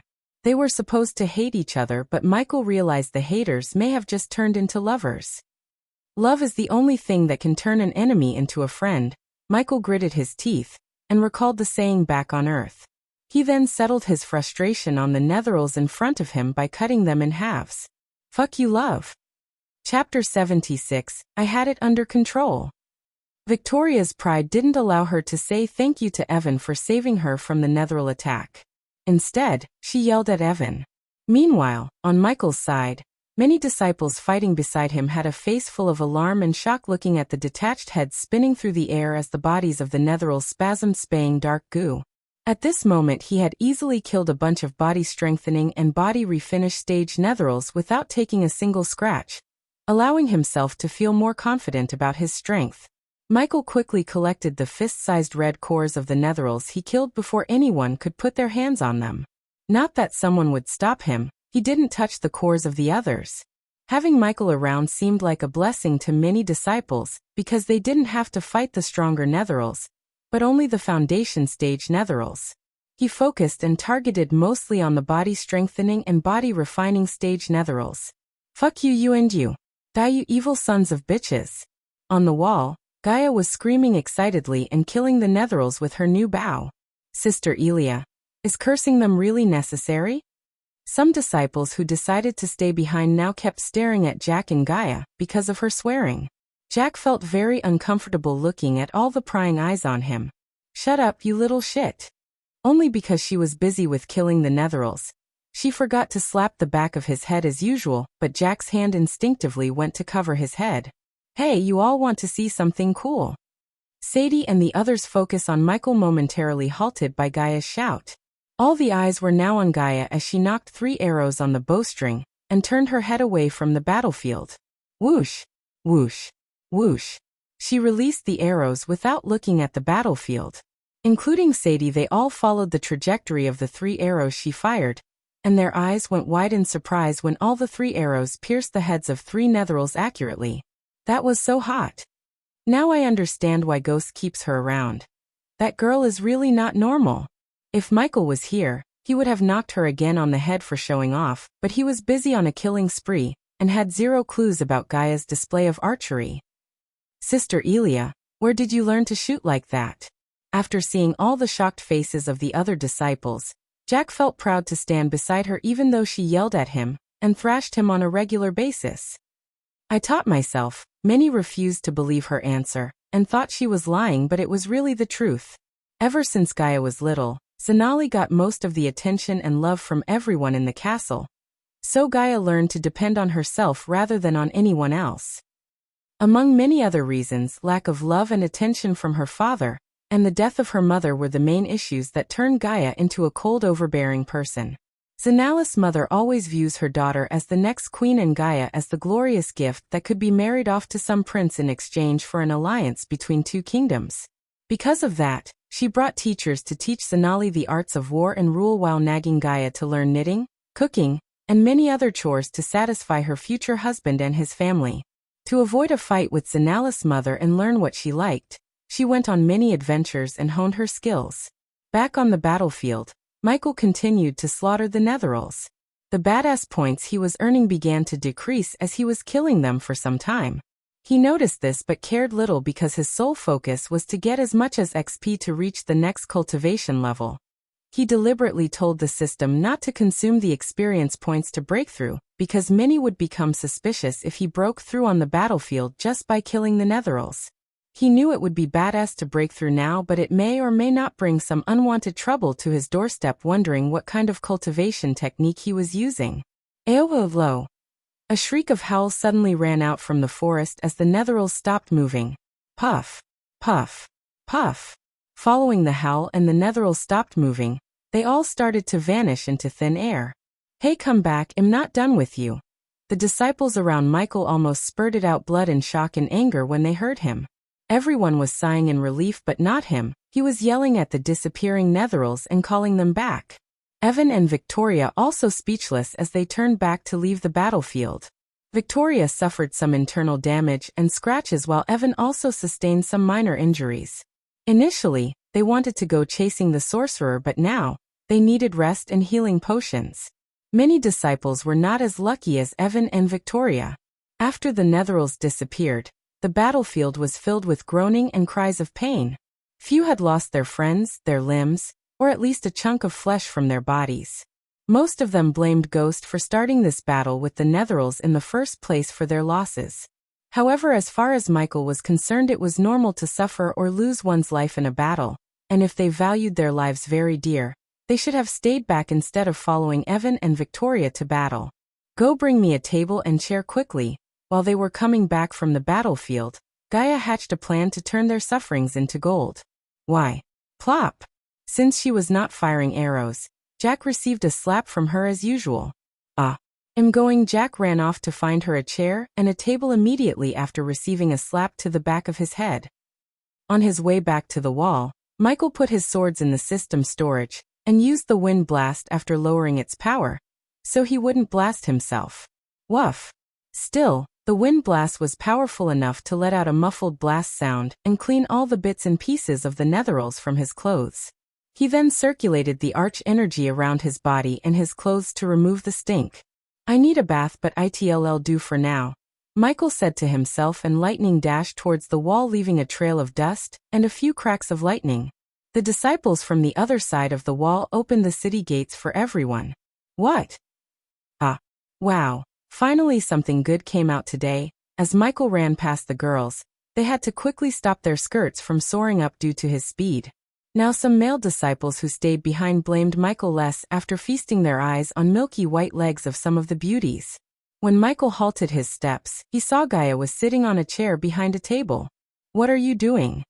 What took you so long? Come on.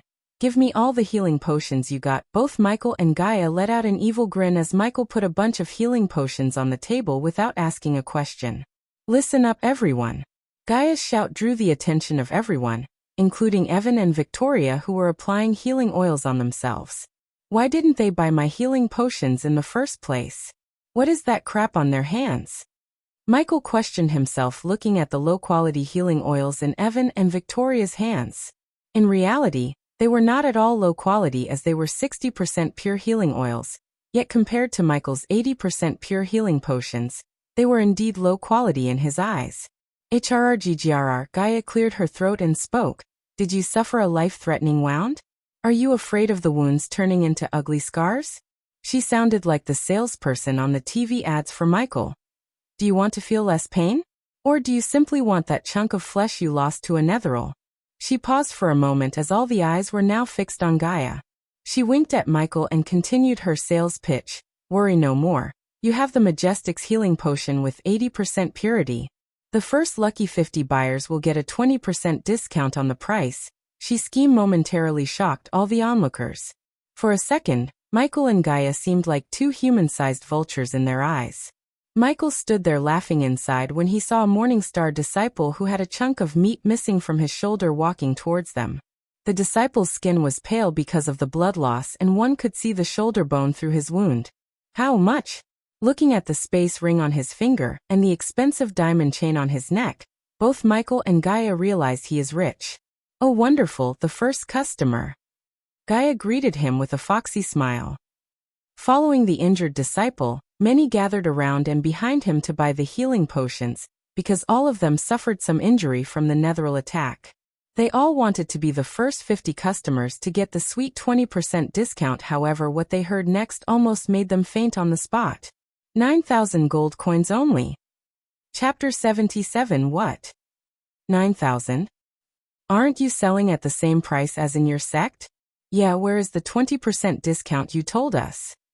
The scene became turbulent and many disciples were expressing their frustration without holding back. Michael also waited to see how she was going to explain herself rather curiously.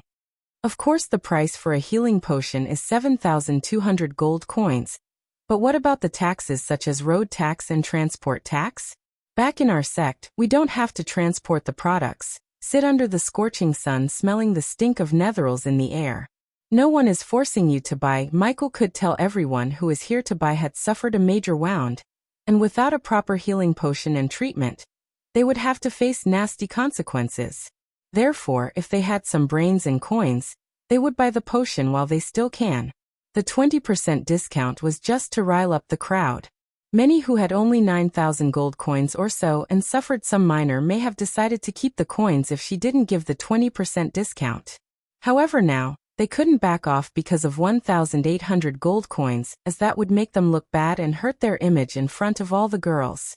TSK, you don't look good, Gaia said, looking at the pale body of the first disciple who came to buy the healing potion. Fuck it, give me the potion. The disciple gritted his teeth and gave his pay cube to Gaia. With a wide grin on her face, she took the payment and handed over the potion to the disciple. She waited patiently for the disciple to drink the healing potion without rushing him, as it would get them free advertising. Just like Gaia planned, when the others saw the nasty wound on the disciple's shoulder closing up at a visible speed, they were stunned. The disciple's skin slowly started to show redness as his face revealed a relieved expression. 80% purity was not a joke, and at this moment, they all realized it. Now step away for the next customer. Give me one. I need to. Ouch! You're stepping on me, you blind bastard. The disciples became restless again, and now, they all wanted to get their hands on this miraculous healing potion. Many regretted not buying healing potions from Ghost when they heard about it days ago. Form a line. Or well, close up the shop. Gaia shouted like a dictator and looked at Jack. You're in the crowd control duty. I'll throw your ass off the wall if I see anyone jump the queue. Yes, ma'am. Jack saluted and started to oversee the crowd. He really believed this psycho girl would throw him off the wall if he let anyone jump the queue. Due to the big crowd between Michael and her, Sadie couldn't go and talk to him, but she had to wait patiently. The selling was going smoothly as more and more disciples joined the queue to buy the potion. Surprisingly, while Jack was bossing around the disciples using Ghost and newly found Elia's reputation, he saw Nyla waiting in the line with a few of her friends. Jack. When the girls and Nyla saw Jack coming towards them, they all showed a seductive smile which made Jack feel like he was flying. As a disciple of a declined sect, he had never experienced something like this. Male or female, no disciples would talk to him due to the status of his sect, but now, a group of beauties were smiling and calling him. Jack was not Michael to resist their charm. He ran towards them like a puppy dog with sparkling eyes. Miss Reed, why are you standing in the line? Are you injured? Oh, Jack, call me Nyla. Jack's heart almost jumped out of his chest when he heard Nyla's seductive voice. I'm not injured, but some of my friends from Golden Valley are, so can you please help us? She said and whisked Jack's face with the tip of her finger. Oh God. Jack felt high as a kite while the male disciples from the other sects looked at him with eyes full of jealousy and envy. We are the ones who risked our life fighting. Yeah, we should get the chicks, lucky bastard. I ever thought I would say this, but now, I wish I was a disciple of the Sunrise sect. Jack was not in the mood to hear their comments as all his focus was on the beauties before him. What can I do for you, New York? New York? Nyla?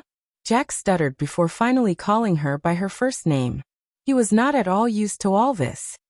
Oh, Jack, can you use your influence to get us some healing potions? The smile on Jack's face froze. He knew if he goes to Elia asking for healing potions, she would kick his ass in front of all the people. However, this was too good an opportunity to pass. If he could get the potions for Nyla, he may have a chance with Nyla. You can do that, right? Nyla and the girls brushed his face with their fingers. Jack's face turned red as his heartbeat doubled by the girls' seduction. Yes, I can. He decided to take the risk. Even if Elia didn't give him some potions, he would beg Ghost to lend him some in secret. I told you girls Jack will be able to help us. Nyla giggled and placed her pay cube on Jack's hand. Buy us 3 healing potions, Jack. Jack mustered all his courage and made his way back to Gaia. Michael was busy showing off his alchemy skills by brewing healing potions on the spot while Gaia was sitting on her chair with her legs up on the table. She was relaxingly fiddling with pay cubs and selling the healing potions when she saw Jack walking towards her with puppy eyes. Didn't I put you on crowd control? Sister Elia, please. Help me. Jack swallowed air in nervousness and silently begged Gaia without allowing others to hear his plea. Looking at Jack's eyes welling up and the shivering, Gaia thought someone had beaten him up while he was on guard duty. Michael, on the other hand, didn't stick his nose between Gaia and Jack, because he noticed everything and knew why Jack is here. What? Did someone attack you? Who the fuck dared to attack my minion? Sister Elia, please don't shout. Jack stopped her before she could make a big scene and spoil his image among the girls. Tell me who attacked you? I'll kick their ass before I kick your ass for getting your ass kicked. Michael chuckled while all the disciples who heard her became astounded by her talent of swearing. No one, Sister Elia, no one attacked me. Now can you please calm down? Then why are you here? She lowered her voice and asked. Can I explain quietly? He pleaded, and looking at his face she sighed and nodded. He then whispered everything that happened with Nyla into Gaia's ear and begged her to give him 3 healing potions. Please, Sister Elia, help a brother out. I'll do anything for you if you do this. I'll even name my first child after you, even if it's a boy. All right, here, take it. After his plea and the offer to name his child after her, she decided to show some kindness to Jack. You better name you kids after me if you ever get married. That is really? Oh, thank you, Sister Elia. You're my goddess. Jack's face brightened hearing Gaia, and if it wasn't for the crowd, he would have kissed her feet and showed his gratitude. Take these and go before I regret my choice. Gaia tossed Nyla's pay cube back after taking the gold coins for 3 healing potions. Hey, we are standing in the queue here. Some disciples expressed their objection at Gaia after they saw Jack taking 3 healing potions and leaving. Shut up, are you my minions? She asked the disciples. No. Do you want to be? The disciples were bewildered by the question, but shook their heads after a few seconds. No. Then shut the fuck up before I make you. The sale went for another couple of minutes before Michael ran out of ingredients to brew more potions, but fortunately, he had enough to sell it to all the disciples in the wall. You did a good job by setting up a shop here. Michael reaped more badass points and became richer because of Gaia's quick thinking. He patted her on the back and decided to gift her the bow as he had no use for it unless he spent his badass points buying the Book of Archery. You can keep the bow as my gift to you. It's only fair since I'm the one who knows how to handle a bow. Despite her haughty answer, her loyalty towards him increased by 2%, and that was good enough for him. Ghost. Suddenly Michael heard Sadie's gentle voice and turned to see her breathing heavily. Her face was red, scanning from top to bottom. She rushed towards him and halted her steps just a couple of inches away from him. He could feel her hot breath and her sweet scent. Is she your girlfriend? What? Girlfriend? No. Sadie's sudden question startled Gaia as she shouted. And before even he could say no, Sadie wrapped her hands around his neck and closed his mouth with her mouth. Chapter 78. Sadie's kiss was not at all the same as those movie stars, but one steeped in a passion that ignites. In that moment of the kiss, their chemistry became an ever-bright flame, and fanned the jealousy and envy of the others. Gaia and Jack were speechless as Michael leaned back after tasting the sweetness of Sadie's lips, but Sadie's hands were still wrapped around his neck. Take me, Ghost. Sadie didn't hide her feelings and the lust in her eyes at all. Michael was not a beta or shy person to blush and avoid a beauty like her, but he still had to verify some things before taking the kiss to the next level. Are you going to use your techniques on me? He had to ask this because it was not a secret that Silvermoon disciples use some secret techniques to harness someone's lust into arch energy. Michael didn't want to end up as a guinea pig just for a one-night pleasure. Only the techniques you want me to use. Sadie's voice sounded so seductive as it instantly charmed everyone who was hearing her. She again locked her lips with Michael's and resumed the kiss. No strings attached? He wiggled his head back from her clutch and asked, ignoring all the prying eyes on him. What the fuck are you two doing? Gaia couldn't hold back her annoyance. The two of them were acting so shamelessly and she had enough of that. No strings attached, just some old-fashioned lovemaking. The moment Sadie said this, he swept her off her feet from the ground. Sadie's both milky white legs were wrapped around his hip as she hanged onto him like a koala bear holding onto a tree branch. HMMHH. Sadie's moan from his hard kiss made the male disciples wish they were Michael. Get a room. Gaia screamed as Michael showed her thumbs up. The next moment, Sadie and Michael disappeared from the wall, leaving all the disciples in shock. Brother Ghost is awesome. Jack worshipped Michael and fixed him as his role model of picking up chicks. While he was trying his luck with Sadie's junior sister Nyla, his brother Ghost picked the senior, putting little to no effort. Everyone at the Acne knew Sadie was the one who made the move. Most of them thought only core formation guys had a chance with Sadie, but Ghost proved them wrong. What just happened? A body refining stage picked up a core formation stage beauty. Not a cultivator but Sadie Kaplan. The Sadie Kaplan of Silvermoon. Right at this moment, Michael was getting continuous rings of notification from the system as his badass points started to increase. That shameless bastard and that slut. Jack saw Gaia gritting her teeth, but he didn't want to become a punching bag. So he chose not to speak a word. Come, we are not waiting for that bastard. She kicked the table away and marched out from the wall furiously. Unlike Gaia, who was furious at Ghost's actions, Jack walked with his head held high and chest puffed out like he was the one who ended up with Sadie. The very next morning, in a house that was abandoned due to the Netheril attack in Rivertown, Michael opened his eyes and saw the curtains add an orange glow to the morning light, a perfect sunrise. It reminded him of the times he slept in a beach hut, watching the ocean emerge under the golden shimmer. For a moment his mind conjured the rhythmic waves, soft on the sandy shore, and felt his heartbeat at the same slow pace. He breathed in deeply and turned aside. He was welcomed by Sadie's sleepy face as he brushed the strands of hair off her face.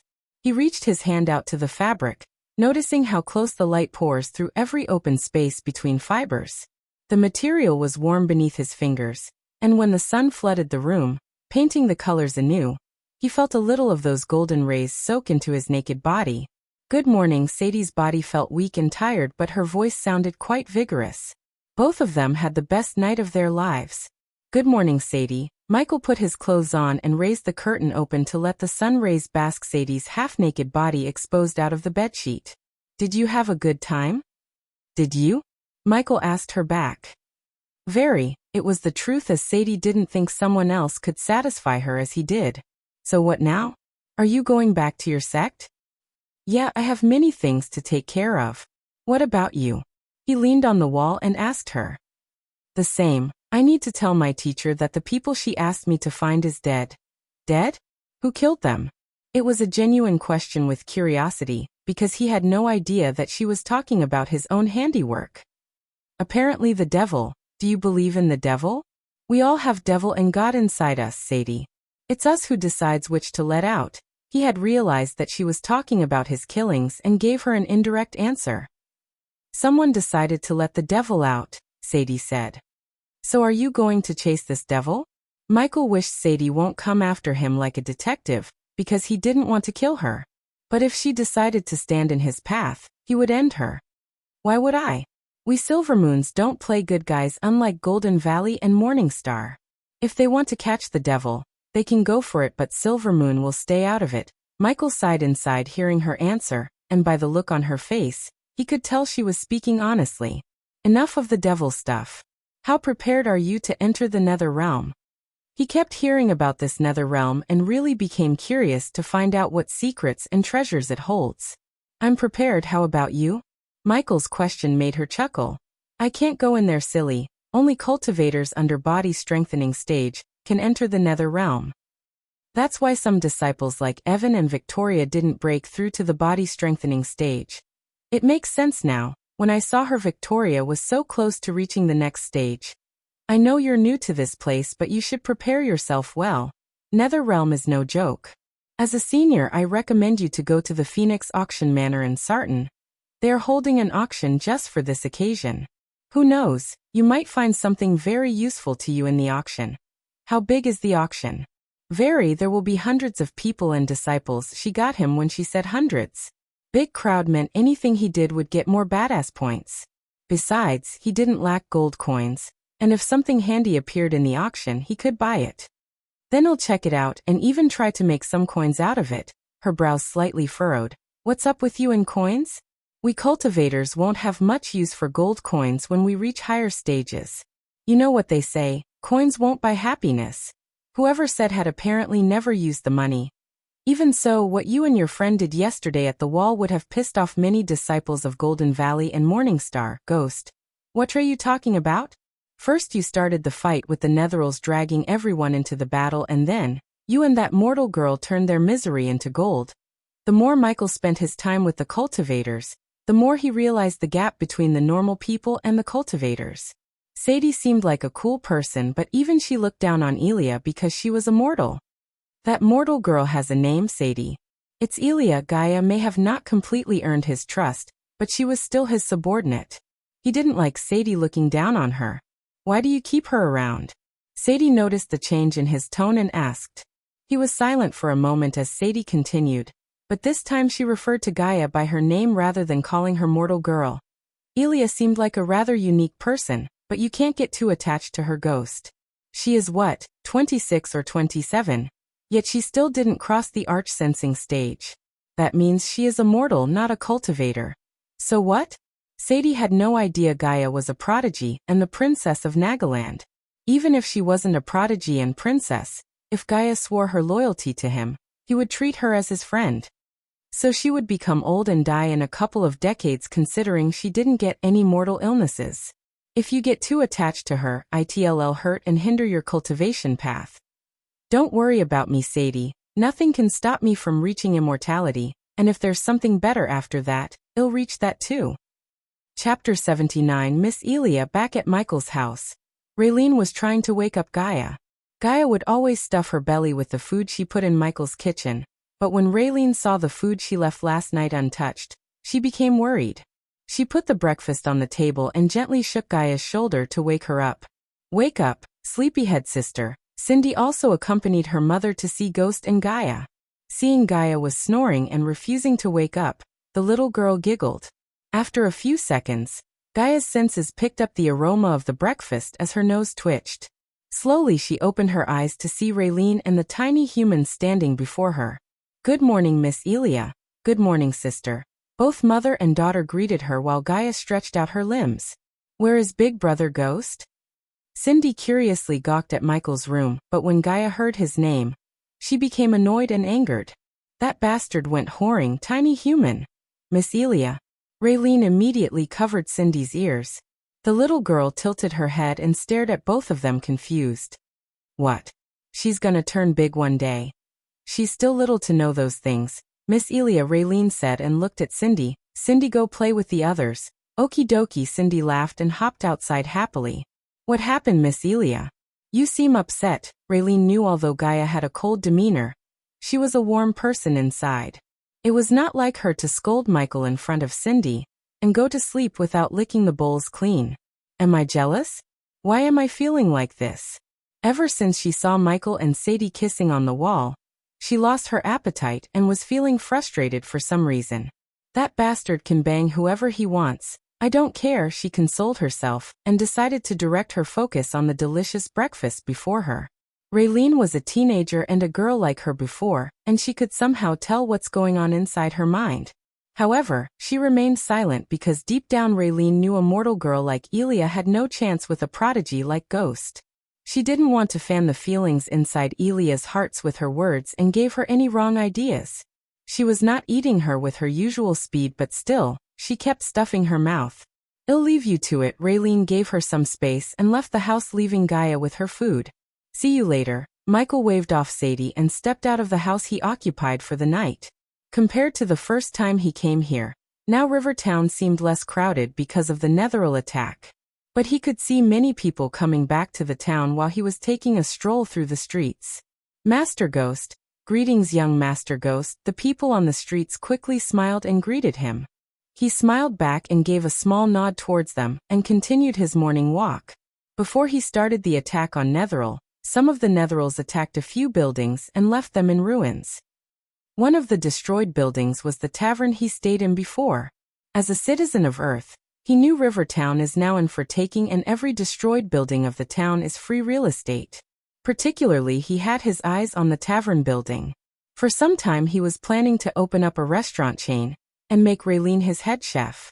The grocery items needed to run the restaurant were not expensive in the system store, and after the upgrade, he had seed packs for a cheaper price.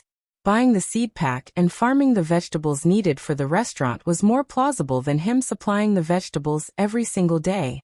Even if he bought the vegetables in bulk, they wouldn't be fresh after a few days, and freshness was very crucial to run a successful restaurant. The meat was a whole other matter. The meat he was giving Raylene to cook had arch energy infused in the molecular level by the system. However, if he bought the meat from outside, the taste would not be as good as the meat from the system. If he wanted to control his world from the shadows, he needed money, and businesses like these are a great way to get a stable revenue. Ever since he came to this world with the system, he never forgot to ask himself the question, what if the system went offline? He didn't want to depend on the system too much, and in his mind, the next best thing after the system was money. So he planned to invest his money to make more money. If the system really went offline, it would indeed be a huge blowback from him, but with enough wealth, he could survive and continue his path to reach immortality. What should I do for the meat situation? He kept thinking and walking towards the tavern. He knew the system would have an expensive way to solve this issue, but before he asked the system, he picked his mind searching for an alchemical solution. After a few minutes of thinking, he came up with the potion to solve this issue, but he decided not to go with the potion because it required him to set up an animal farm, growing rare herbs, and search for various ingredients that were hard to get. Hey Snakey, just as he was about to ask, he realized she's not with him. I do miss that haughty snake, it seems. Michael chuckled and continued his walk. He desired to ask Gaia if there's a way to keep the meat fresh for some time. Considering this world had arch energy and many other things that wouldn't have existed back on Earth, he wanted to find a replacement for the refrigerator. Moments like these made Michael get mad at Abraz because Abraz had very limited knowledge in stuff like this. He was a very naive youngster who lived a simple, peaceful life until the princess betrayed him. The system does have a solution for the host's problem.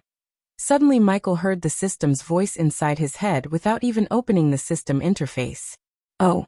What is it? System store refrigerator. It will keep the raw ingredients and food fresh for 2 months. In the beginning, Michael would be excited to get a solution from the system, but now, he always looked at the system cautiously as he didn't want to fall for any traps. How much is it? Just 99,999 badass points only. The system's reply halted his steps and made him grit his teeth in frustration at the system. Then he took some deep breaths. System. With enough badass points you can do anything, right? Of course, host, the system exclaimed with a tint of pride in its voice. Then one day I'll make you take a physical form and beat your ass down. Don't be rude, host. The system went silent like it was mad at Michael and didn't speak with him. Eventually, he came in front of the tavern, which was now turned into a ruin by the Netheril attack. Before, it was a 2-story building where the ground floor used to be the tavern, and the upper floor was allocated for guests to stay the night. Not the upper floor of the building was completely crushed, and the ground floor was missing a wall on the side. Most of the tables and chairs were missing, as probably the robbers salvaged the place. Young Master Ghost? While he was standing before the building, someone said his name, and he turned back to see a girl running to him. He remembered this golden-hair girl as the waitress who served him when he was here. Michael could tell the girl was crying by noticing her puffy eyes.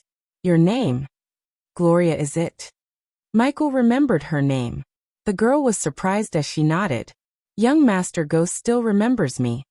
Even the onlookers who were staring at Michael from a distance were shocked.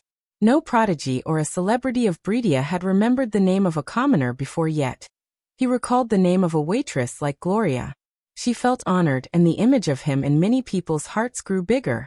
Young Master Ghost, as you can see, the Lucky Cat Tavern is no more. The next tavern is in Bredia, a few hours walking distance from here. He was not a hero who would go save every person in need of help, but in this case, Gloria was in luck as he had planned to buy this place. Who is the owner of this place and where is he now? Gloria didn't know what his intentions were as she answered truthfully. A couple of rogue netherils killed him, young Master Ghost. Poor Base tried to chase away the netherils and define this place, but he didn't stand a chance against those vile creatures.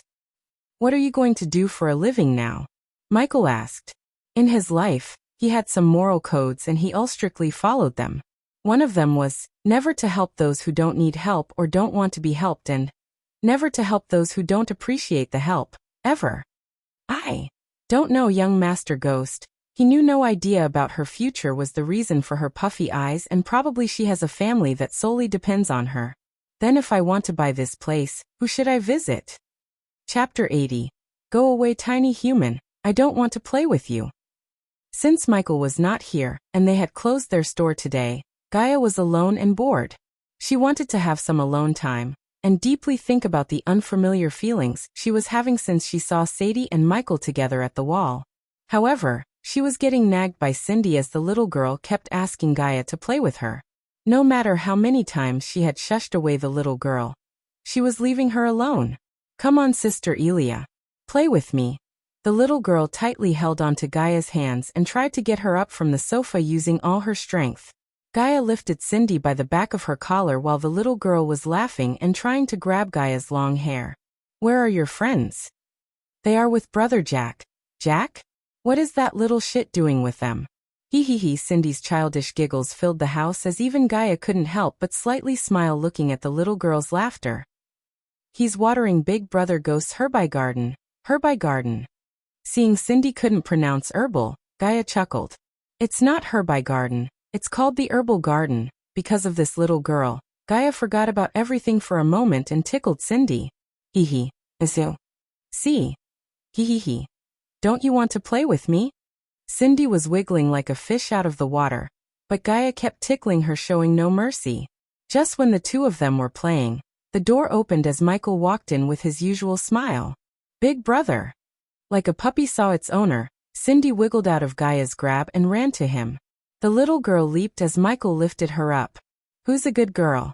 Yes, you are. Yes, you are. Michael threw the girl up and down in the air and played with her. While he was playing with Cindy, Michael noticed the gloomy look on Gaia's face. Cindy, go play with your friends. I have something to take care of. Will you play with me later? The girl showed him the puppy eyes. Yes, I will play with you later. Now run alone. Cindy bounced in joy and left the house with a brightened face. After seeing the girl's figure disappear from his sight, he turned to look at the Gaia who was sitting straight on the sofa, while avoiding direct eye contact with him. He walked to her and sat beside her to see her squirming away from him. He again moved to sit beside her as she also again moved away from him. Looking at her silly behavior, he grabbed her by her hand as she turned around angrily. So, are you going to tell me why you are in such a bad mood? I'm not in a bad mood. She was a pretty good liar, but now, she lied like an amateur. I know what this is about. You're mad because of what happened between me and Sadie on the wall. He was not a naive guy, and in fact, he already knew Gaia was jealous and she only didn't realize it yet. Why would I be mad? You can screw whoever you want, I simply don't care. But you do, and that's why you're acting like this. Why don't you just woman up and say what's on your mind, like a princess of Nagaland? By speaking these words, Michael touched her nerve as she furiously took a few breaths and decided to give him a piece of her mind. Yes, I'm mad at you. You left me and Jack alone on the wall with that slut. Did you think about how we travel back to the sect carrying all the gold coins? What if I get robbed on the way? If you were my friend, you would have thought about my safety. Michael was slightly surprised by her words. Then when he noticed the 52% loyalty, he realized she has now started to consider him as a friend. It's time to increase her loyalty, Michael told himself. Did you really think I would let anything happen to you? If I didn't care about your safety, I would have handed you over to your sister. You think so less of me. I'm really hurt. Gaia was taken aback by surprise and shock. She didn't think her words would impact him in such a way as she saw him really get sad. The more she looked at his sad face, the less mad she felt at him. Human, she tried to console him, but he stood up and went straight into his room. Did I really hurt him? Staring blankly at the closed door, she asked herself. Her anger now faded away after seeing the way he reacted. She had never seen him like this, and it really bothered her. System, how did I do? Not bad, host, but you should consider buying the book of acting from the System store. Back inside his room, Michael's sad face was instantly replaced by a proud grin. He turned the table and increased Gaia's loyalty by 2%. System, in the future only recommend me things that I can actually buy. Noted. For a couple of hours, Michael stayed inside and made several batches of pills of potions to restock the Majestic and keep the business going while he's attending the auction that Sadie told him about. Now I should make one more pill. He picked out a few ingredients and started to concoct the pill. A few minutes after the concoction, a blood-red pill floated above his hand and radiated a pungent smell.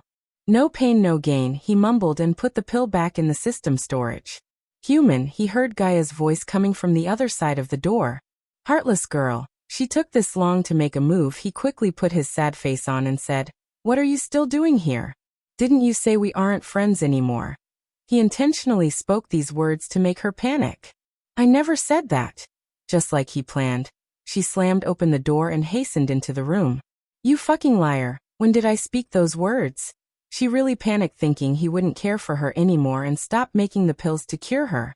Earlier when he sat beside her, she kept moving away from him, but now, she sat very close to him on his bed. His reaction and words totally agitated her. I lied to you before when I said I don't care about what happened between you and that bitch, Human. I know, but I don't understand why you are pissed off about that. Hearing Michael's question, she had no direct answer to give him as she sighed. Honestly, I don't know why. Maybe I hate those bitches in Silvermoon too much. He could tell she was telling the truth by looking at her eyes. Although Michael understood what she had been feeling was a sort of jealousy, he chose not to ponder too much, and instead, he directed the topic towards where he could exploit her jealousy to increase her loyalty. You hate everyone. No, I don't, she pursed her lips and said. She then stared at him for a couple of seconds and said, I don't hate you. It took a great amount of strength for her to admit this, as she had never had a friend or someone close to her before like Michael. So you're saying we are still friends? Words had power, and by making her admit their friendship, he wanted to increase her loyalty. Yes, we are still friends. Ding. Congratulations to the host. Subordinate Gaia reached 60% loyalty. Now we are talking. The system notification made him grin inside. I still don't like the fact you chose to bang Sadie. Those evil sluts will drain your arch energy and damage your meridians. Didn't you hear what Sadie said? It was old-fashioned lovemaking. There was no harm except the slight pain in my muscles. Gross, stop talking about that. She furiously rolled her eyes and punched him on the shoulder. Go change your clothes, you bastard. You stink of that slut. If you want to see me naked, you can stay here. The moment she heard these words, she leaped out of his bed and rushed outside before yelling at him with her usual haughty tone. Who wants to see you naked except that Sadie bitch? Alright, this chapter took longer than I expected to write because of all the dialogues and stuff. I know this might be boring, but I had to write this chapter to keep the story flow naturally, as well as show the friendship blooming between two lone wolves. The real badass action-packed fun begins from the Chapter 81 System Version 2. 0 Host. Michael Cultivation Level. Body Refining Stage Level 7 Experience Points. 95,000/200,000 Badass Points. 18,000 Skills and Spells. Wind Blast, LVL2 Responsive Shield, LVL3 Environment Scanning, LVL2 Ignitia, LVL1 Lightning Dash, LVL1 Energy Devour, LVL1 Death Range, LVL1 Techniques. Swords of Destiny, 78% Mastery Occupation. Core Disciple of Sunrise Sect, the Guardian of Sunrise Sect Status. Healthy Goals. Control the World Utility Function. Banker, LVL2 Ratio, 1,000 Gold Coins 5. Badass Points. Wealth, 700,000 Gold Special Trait. 5-star Alchemist Subordinates. Gaia Loyalty Level 60%. Base of Operation. Sunrise Sect System, consume the experience points I got from the Netherals. He rubbed his hands together and entered the system. He was excited to reach the next levels and face stronger enemies. The host has killed 20 body refining stage Netherals, 30 body strengthening stage Netherals, and 25 foundation stage Netherals. Ding!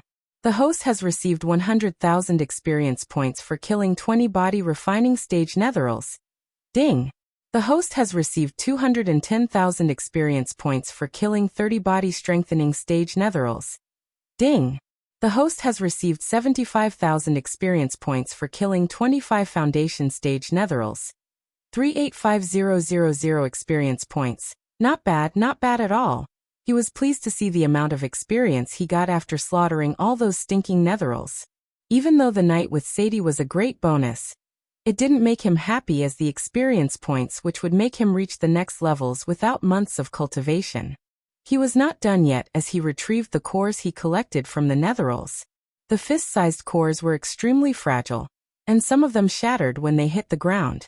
In the system store, he had 10 bod refining Netheral cores, 18 body strengthening Netheral cores, and 15 formation stage Netheral cores. Does the host wish to activate the Energy Devourer and consume the cores? The host would get 1,000 to 2,000 experience per one formation stage core. The host would get 300 to 400 experience per one body refining stage core. The host would get 400 to 600 experience per one body strengthening stage core. The system informed him of the number of experience points he would get by consuming the cores using the Energy Devourer. Leave the formation stage cores and consume the others. The system soon activated the Energy Devourer, and one by one, the Netheral cores disappeared from the system storage. Experience points converted 30,000. When all the body refining stage cores disappeared, the system notified him and continued to consume the rest of the cores. Experience points converted 90,000. 120,000, huh? I feel like I should have gotten more from them. The experience points received from the cores vary depending on the quality of the core host. Next time, consider going after the head rather than fighting the cannon folders. The system sounded like it was bothered by Michael's decision not to go after the sorcerer. I know what I'm doing, system. The sorcerer must have been a core formation cultivator to get pursued by Alex and Selena. If I went into the forest chasing the sorcerer, not only I would have lost all these experience points and badass points, I may have also ended up in neck-deep trouble. No offense to you, system, but I don't want to depend on you too much. Still, the host should have taken a risk. Agree to disagree. He didn't want to keep arguing with the system and explain everything on his mind. He very well knew that the system wants him to take risks because risks may require him to spend more badass points. What are we waiting for? Let's begin the breakthrough process.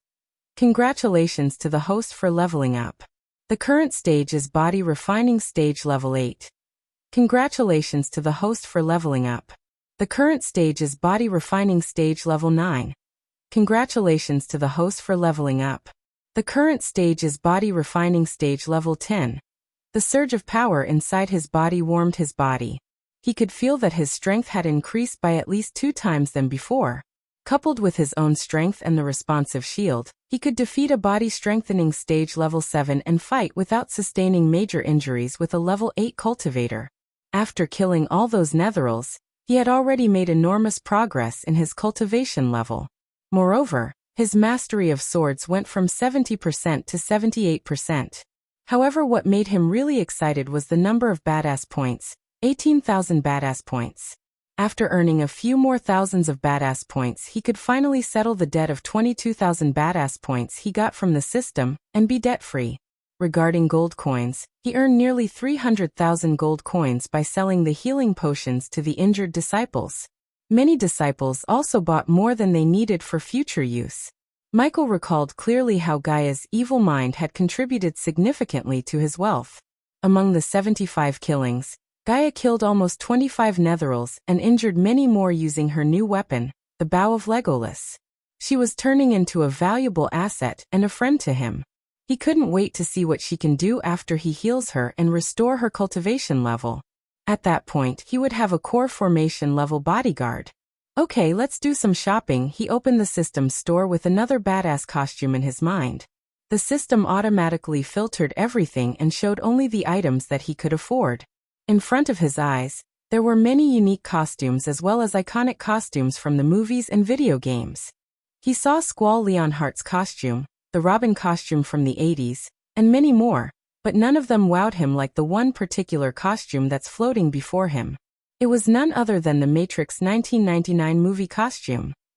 The current one in his storage was the Neo costume of Matrix Reloaded, and the one in front of him was the Neo costume from the first installment of the Matrix series. He had a weak spot for cool costumes, and without bitching at the system, he bought the complete costume for 1,000 badass points. Yet he was not done with shopping as he still had some tweaks to do to the costume. System, I need back-mounted dual sword sheath. Black of course. Luckily the sword sheaths he asked for only cost him 200 badass points and it fitted perfectly with his new costume. He then removed gun holsters on the trouser and the sunglasses, because he realized he would look weird with sunglasses in this world. But he didn't completely rule out wearing sunglasses. This is going to make me look like such a badass. With wasting no time, he put on his new clothes and exited the system. Awesome. Although the system showed him how he would look, seeing himself in the mirror still gave him goosebumps and feasted his narcissistic personality. Especially the X-shaped swords on his back made him look more badass. He realized it's a good thing that Gaia took the bow because a quiver on his back would have messed up his style and ruined the look. Sling.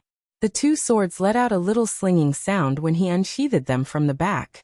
If he didn't reach 78% mastery with swords, he would have cut the back of his neck or his hair when unsheathing. It was considerably difficult to unsheath the swords from the back compared to unsheathing from the waist holder, but one couldn't deny that it looks badass to unsheath from the back. I'm still missing something since he would always take a long time before the mirror. He realized that something's missing and finally found the problem. System, how much is tactical fingerless gloves? Really? 300 badass points. For a moment, even the system lost its cool seeing him take this long to get ready. He would always get yelled at by Gaia for taking a long time before the mirror, and now he even made the system mad. However, the system quickly returned to its usual self and stated the price before he changed his mind about buying the gloves. The system presented him with the black tactical fingerless gloves, as he put them on to finish his look. Now I'm ready to attend this auction. Since he already sent Daniel to assist Gloria in rebuilding the Lucky Cat Tavern, he left Ricky in charge of the Majestic while he and Gaia are away. If someone tried to mess with his business, then it was a job for Lucifer to take care of. I'm receiving some cool suggestions from you readers in my Discord. I hope you'll make time to join the server and share your thoughts about the novel. Also, if you want to see how the characters in the book look like, the link is in the synopsis. I'm grateful for the power stones and the gifts you've been giving me, my wonderful readers. Chapter 82 took you long, Inu. What the fuck? How? Shit, you're freak. When he opened the door, Gaia came rolling her eyes and started to yell, but her face froze in shock. Her words stuttered as she looked at him horrified. It took her a few seconds to come out of her shock and opened her mouth. War God Body is so overpowered. She came closer and circled him while feeling his new clothes with her hands. Ding. Congratulations to the host for successfully being a badass. The reward is 500 badass points. She was impressed by his new clothes, hence, he was awarded 500 badass points. Then after circling him for a few more seconds, she came before him and put her hands on the waist, and asked, "Does it kill you to wear something not black?" "I'll stop wearing black when someone creates a darker color," he said and made his way towards the door as she followed him behind. "Where are you going?" "We are going to Sarton, to participate in the Phoenix auction." "Now?" "I still haven't eaten my lunch yet." Michael sighed hearing her protest. She was becoming more and more addicted to Raylene's cooking, and this time he was really afraid she would get fat or worse, a heart attack. Besides, what's the rush? The auction main starts on the day after tomorrow. Even if we leave from here tomorrow morning, we'll reach Sarton by evening. I heard merchants from all over the kingdom will set up their shops before the main auction begins. I want to check them out. At least let me pack some snacks for the journey. She didn't even wait for his answer as she began to run towards Raylene's house. She was clearly afraid that he wouldn't let her have her snacks. "You're gonna get fat soon," he shouted at her. "Fuck you." Because she had no arch energy to amplify her voice, She used her full body strength to yell at him while running. Michael couldn't help but chuckle, and he made his way towards Claire's place to inform her about his departure. Plus, he wanted to tell her to look after the Majestic's business while he's away, as Ricky was still pretty weak. Right at this moment, a Pegasus was soaring through the clouds carrying 2 persons on its back. "Hey, don't eat all of them. Leave me some, you greedy bastard." Michael was sitting behind her and let her fly the Pegasus, both of her hands on the rein, and it made it easy to steal her snacks. "Wow, this meat pie is really delicious," he intentionally teased her and took a bite out of the pie. "I'm gonna drop you down if you don't leave my snacks alone." "Snacks? You have enough food to feed 3 people for 3 days. Let me see: apple pies, meat pies, chicken drumsticks, lamb shanks, stuffed veggie rolls, egg rolls, and what are these? Biscuits and puddings?" The space ring he gave her now is stuffed with foods, and he wondered how the hell is she going to finish all these foods. "Now I understand why I have to restock the kitchen every freaking 2 days. Stop looking into my things, you creep." She tried to grab the ring, but she was unable to let go of the reins. "This is why I didn't tell you that I bought the Lucky Cat Tavern." Earlier he told her that he bought the Lucky Cat Tavern for 5,000 gold coins. At first, she growled for not discussing with her his plans, but when he told her he's planning to transform the tavern into a high-end restaurant, she stopped bitch about it. "Then cure me quickly so I can cultivate again. We can't rush your treatment.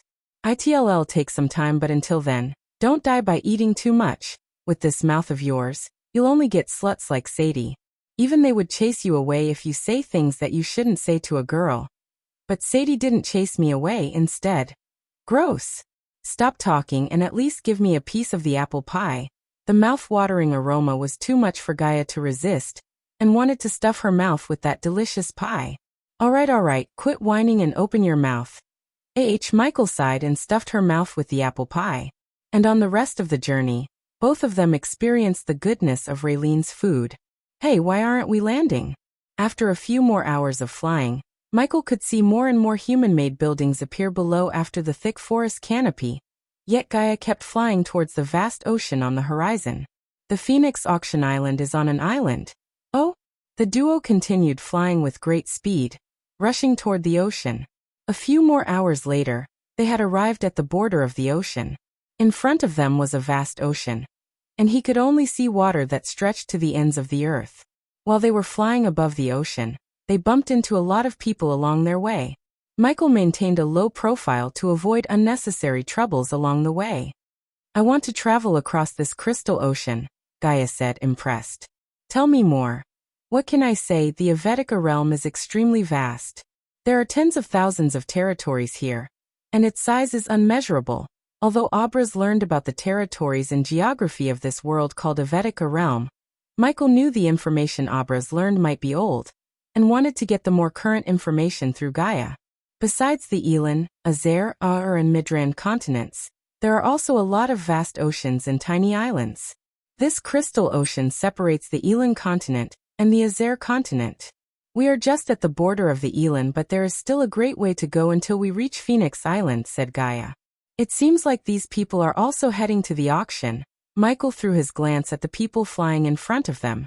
Most of the people were in groups of 3 to 5 men. Some of them rode on flying demon beasts, and some wore the same clothes and had more people in their group compared to the other. Those people were clearly from some big powers. This could also be seen from the prideful expressions on their faces. "Are you searching for a dragon?" She looked over her shoulder to see him gawking at all the flying beasts, and realized he's searching for a dragon. She knew his fantasy about getting a dragonling, and she hoped he wouldn't find one because Nagas and dragons had a long rivalry between them. "Stop looking for a freaking dragon, and keep your guard up. Although the place is full of people, the Crystal Ocean is still a place filled with dangers." Splash! The water suddenly splashed underneath them as a huge red shark leaped out from the water with its mouth wide open. Holy shit! Michael realized what she meant by dangers when he saw the shark swallow a solo cultivator, who was flying on a sword. Poor bastard leaped out of the ocean wasting energy to get that bony human. She pitied the shark instead of the man who just became an appetizer to the shark. "Just fly faster." The shark he just saw was a body-strengthening stage beast.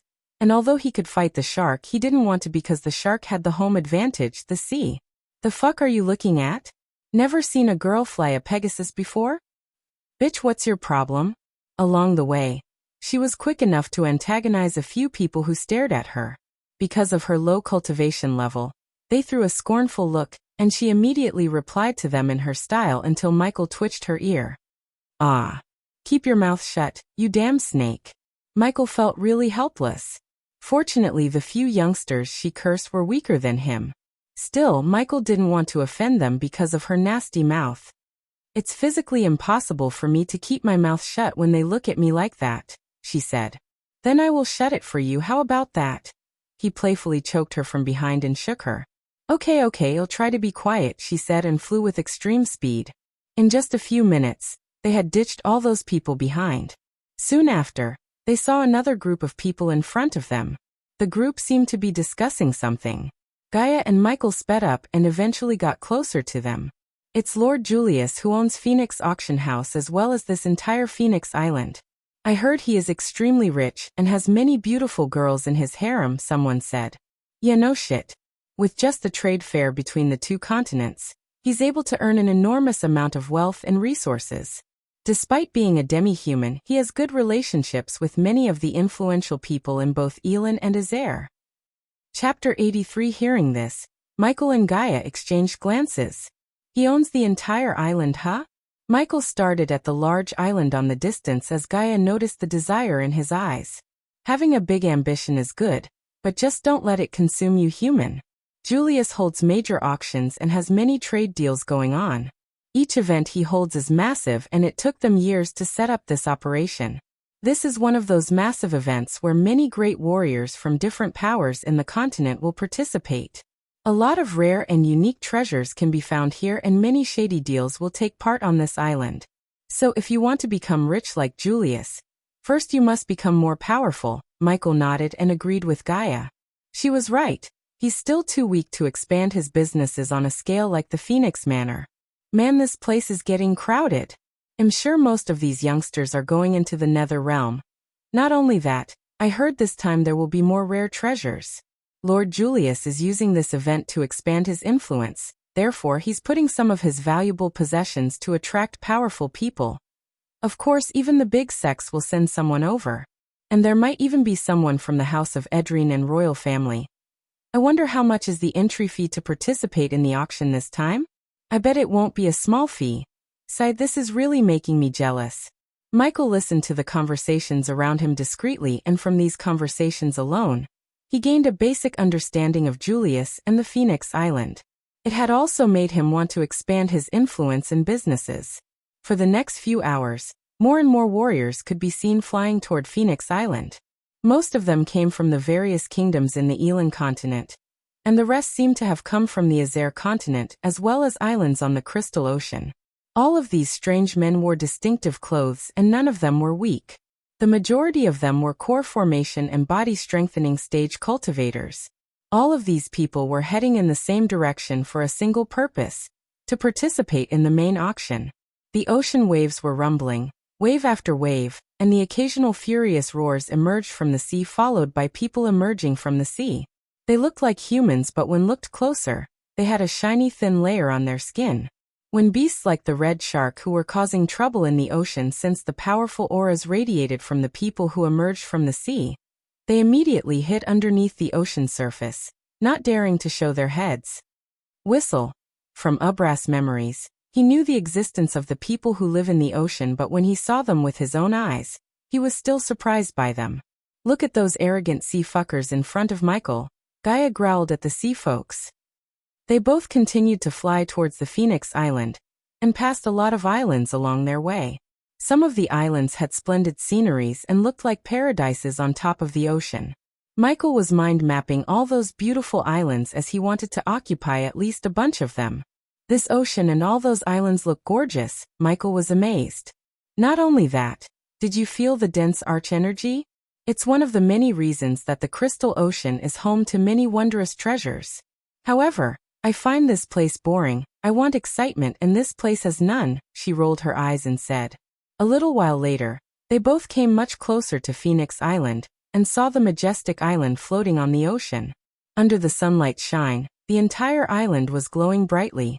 Floating above the ocean's surface, with Michael's extraordinary eyesight, he could see the island slightly resembles a sleeping eagle as well as a white fog hovering in the sky above the island.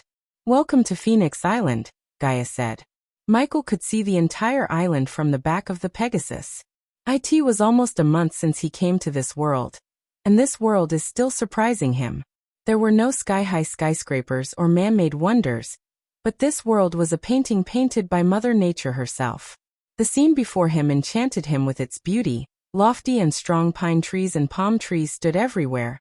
There was a magnificent waterfall constantly pounding the rocks underneath, and white fog covered the entire ocean, causing the island to look like a paradise on top of the ocean. On top of those, the trees with red and golden leaves added more charm and color to the scenery. Just the view alone pleased everyone's spirits and made their hearts feel relaxed. "Dang, I want to enjoy my immortality in a place like this," he couldn't help but praise. "I can't argue with that. This place really does looks beautiful." Gaia appreciated it as well. The man who picked this island was truly someone who knows how to enjoy life. "Right, now we have to wait for someone to come out and give permission to enter the island." Gaia took her hands away from the rain and started to rummage through her space ring to find the right snack. Both of them relaxedly sat on top of the Pegasus and munched on the food they brought. Gaia brought. Right at this moment, more than 100 people had gathered around the island. They all hovered above the surface of the ocean in small groups, and there were more people arriving. Swoosh, swoosh, swoosh. During the next few hours, more and more people arrived. Regardless of where they came from, none of them dared break the rules set down for Phoenix Island. Before the trade fair started, no one would step onto the island. Bang! All of a sudden, a loud explosive sound could be heard from behind. Above them, the storm clouds appeared out of nowhere and darkened the place. From those dark storm clouds, a figure appeared in the sky above like a sudden clap of thunder. They could see that it was actually a quite majestic figure. This man looked to be in his late 30s and seemed he was at least 7 feet tall. He adorned in dark brown robes with thick fur around his shoulders and neck while his long brown hair fluttered in the wind. "Core-strengthening warrior," Michael mumbled as this was the first time he had seen a core-strengthening warrior. Without even fighting him, Michael could tell this man could easily kill him. "Victor Hagen? I never expected to see him here." Gaia recognized the person, and before Michael could ask more about him, the people around him began to chatter. "Even Victor is here. Is it true that he's a lonely cultivator? Yeah, but no one dares to mess with him. Even the big sects and the noble families in Elan treat him with caution and respect. This time, the Nether auction is turning out to be something big. I have a feeling that Victor isn't the only core-strengthening warrior we'll see here. Those big sects will definitely send their core-strengthening warriors here as well." Unlike before, Michael had to listen more closely as they were whispering to each other. They were scared that if they spoke too loud, they might offend Victor in some way. A core-strengthening warrior was not someone they could afford to offend. This was power. This was fear. The dark storm clouds disappeared after a few moments as Victor moved towards the island. He didn't even look at the crowd.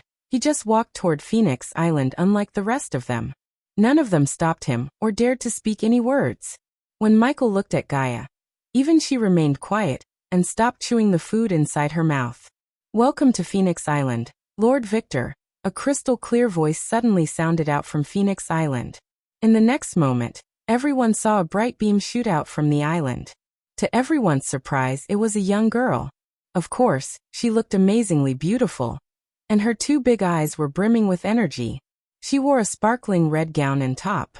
What surprised Michael was not her beauty, but her cultivation level.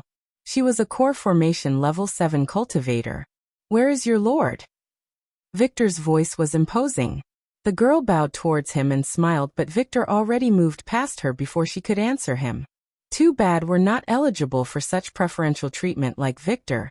Someone really envied Victor and the preferential treatment he received. He was personally received by someone who's close to Julius and entered the island paying nothing. Wait till you break through to the core strengthening stage, and I'm sure you'll get the same VIP treatment then. Chapter 84 Swoosh. All of a sudden, a loud cry was heard from a distance. When everyone glanced at the source of this cry, They immediately saw a huge gray ape with a powerful aura flying toward them. It carried several men on its back, and a couple of them were old men. The remaining were young men. The old men were at the core formation stage while the youngsters were at the body strengthening stage. The leader of this group seemed to be in his 50s, and his aura was the strongest amongst the group. Michael could tell the man was just a few more months cultivation away from reaching the core strengthening stage level 2. Although he couldn't be compared to Victor, who was at the core strengthening stage level 5, he was still a mighty existence. All of them wore the same bluish robes, and their eyes were filled with anger. They didn't seem too friendly, but it was as if they could kill anyone at any time. "Hey, who are these guys?" Michael nudged Gaia and asked. "They are from the Spring Garden sect." It was not as big and powerful as the 3 big sects, but they weren't that weak either, she said, but Michael could see the slight frown on her face. Why did they send their elder to the auction instead of one of the teachers? They look pissed off, she nodded, hearing Michael, and continued. "Their leading man is Porter Finley, and you're right. They do seem pissed off. I wonder why, just like the both of them." Many had the same question running in their mind, but fortunately, a few of them had the answer. "You don't know what happened? I heard some of their inner disciples were killed by someone in White Jungle during some mini-event organized by the Guardian Guild. All of them were body strengthening stage level 2 cultivators. And one of the disciples was Milan Finley, Porter Finley's grandson." Holy shit, the Guardian Guild. And who the hell dared to kill a Finley? Whoever killed him is simply courting death. No wonder why Porter looks so mad. It's all because his grandson was killed by someone. People were discussing the events everywhere. Hehehe, finally some entertainment. Gaia giggled and watched the scene, munching on those snacks like she was watching a film. The men from the Spring Garden sect walked off from the ape. The gray ape furrowed its brows as if it had just smelled something familiar. The ape gawked around the area and stared at every single one of them, including Michael. After looking around for some time, the ape stopped looking. It couldn't find anything as there were too many people around. "You guys just wait here until the main auction starts," Porter Finley told the disciples from the Spring Garden sect. Then he simply floated toward the Phoenix Island. This was the preferential treatment given to a core strengthening stage warrior. Not only could they enter the Phoenix Island whenever they wanted, but they would also be welcome to stay as long as they wish. "What's up, y'all bitches? Your daddy Paul Berry has come to bless y'all with my presence." Following a sudden roar of laughter, a bald old man with a couple of beauties around him came from far away and landed next to Porter. "Yo Porter, I heard your grandson is visiting the heavens. Congratulations." What old Paul said nearly caused the crowd to spit out their saliva. Porter's grandson just died, but this old man not only laughed at him but also congratulated Porter. "Get lost." Porter stared back at Paul like he was going to rip Paul's throat out. Haha. Still, Paul laughed out to his heart's content. After that, he just went straight to Phoenix Island. Clearly, he wasn't afraid of Porter or didn't care about his feelings. "This old fucker hasn't changed a bit," Gaia said with a little chuckle. "You know him?" "Yeah, we crossed paths a couple of times. He's actually a rogue cultivator, just like Victor. The last time I met him, he was at the core strengthening stage level 1. And now it seems like he reached level 2. He seems like a funny guy," Michael laughed. "Don't be fooled by his playful demeanor, human. That old man is dangerous, very dangerous," Gaia warned Michael, and by the seriousness of her tone, he nodded and took a note in his mind. "Why don't I see any familiar faces from Breedia?" he whispered to Gaia. He was shocked after seeing so many powerful warriors, and wondered where the disciples from the big sects. "What's the big deal about Breedia? The last time I checked, there are 5 kingdoms in Elan and Breedia is the weakest one. If this auction was exclusive for Breedia, those fuckers would have come first showing off, but now, they just another disciple, not a celebrity disciple. Of course I'm in the weakest part in the weakest kingdom in the weakest continent." Michael rolled his eyes. Just like many main characters, he was dropped in the weakest place possible, and had to start from the bottom. However, after accessing his current strength and the powerful people around him, he would rather choose to start from the bottom than getting his ass kicked in the powerful regions of the continent. Besides, he could make a name for himself quickly in Breedia, and earn more badass points than if he was in powerful kingdoms. However, he wanted to increase his strength as soon as possible and visit those powerful places, because by impressing powerful people, he could earn a significant amount of badass points compared to Breedia. Look, what now? Both Gaia and Michael had enough of people making fancy entrances, showing off their superiority and wealth. Michael looked at the horizon to see a huge silver sword over 30 meters long was soaring toward them. The speed of the sword caused the water to spatter like a speedboat wherever it passed. The sword's size made Michael raise his brows as this sword was the biggest sword he had ever seen. It was over 30 meters long. A group of men and women remained firm upon the sword, and each of them wore prideful expressions on their faces. The group all wore glimmering silver clothes, and they all carried a miniature version of the huge sword on their waists. They are from the Aragoth, one of the powerful sects in the entire Elan continent. Hurry up and make way for them. I don't want to be in their way and skewed by that giant sword. Yeah, let's move away. Even the royal family of Elan, anyone from Aragoth with respect, because of their sect master. Why won't they? He's is one of the few people in Elan who reached the soul refining stage. I heard that a prodigy disciple from Aragoth was killed by a young man named Winston in the Red Summit. That Winston is either really brave or stupid to offend the Aragoth. Aragoth isn't the only power he dared to offend. He even killed an elder from the House of Nickmon. The House Nickmon is one of the major powers in the Kingdom Kethan. Rumors say that this guy ruthlessly killed countless body refining and body strengthening stage cultivators from great powers inside the White Jungle. What's the most shocking thing is, he was just a body refining stage level 4 cultivator when he killed them. What a freak. Would you believe he's also a 3-star alchemist? Are kidding me? How old is he? I heard he's just reached 21. How can he be talented at such a young age? I wonder what this Winston looks like. Someone told me that an ice-cold angelic beauty always follows him around. If you see a young man with a girl like that, it is definitely Noah. After the men from Aragoth arrived, the topic switched to Winston, and by hearing all these conversations, even Michael and Gaia were curious about him. Human, I think you met your match, Gaia teased him with a nudge to his elbow.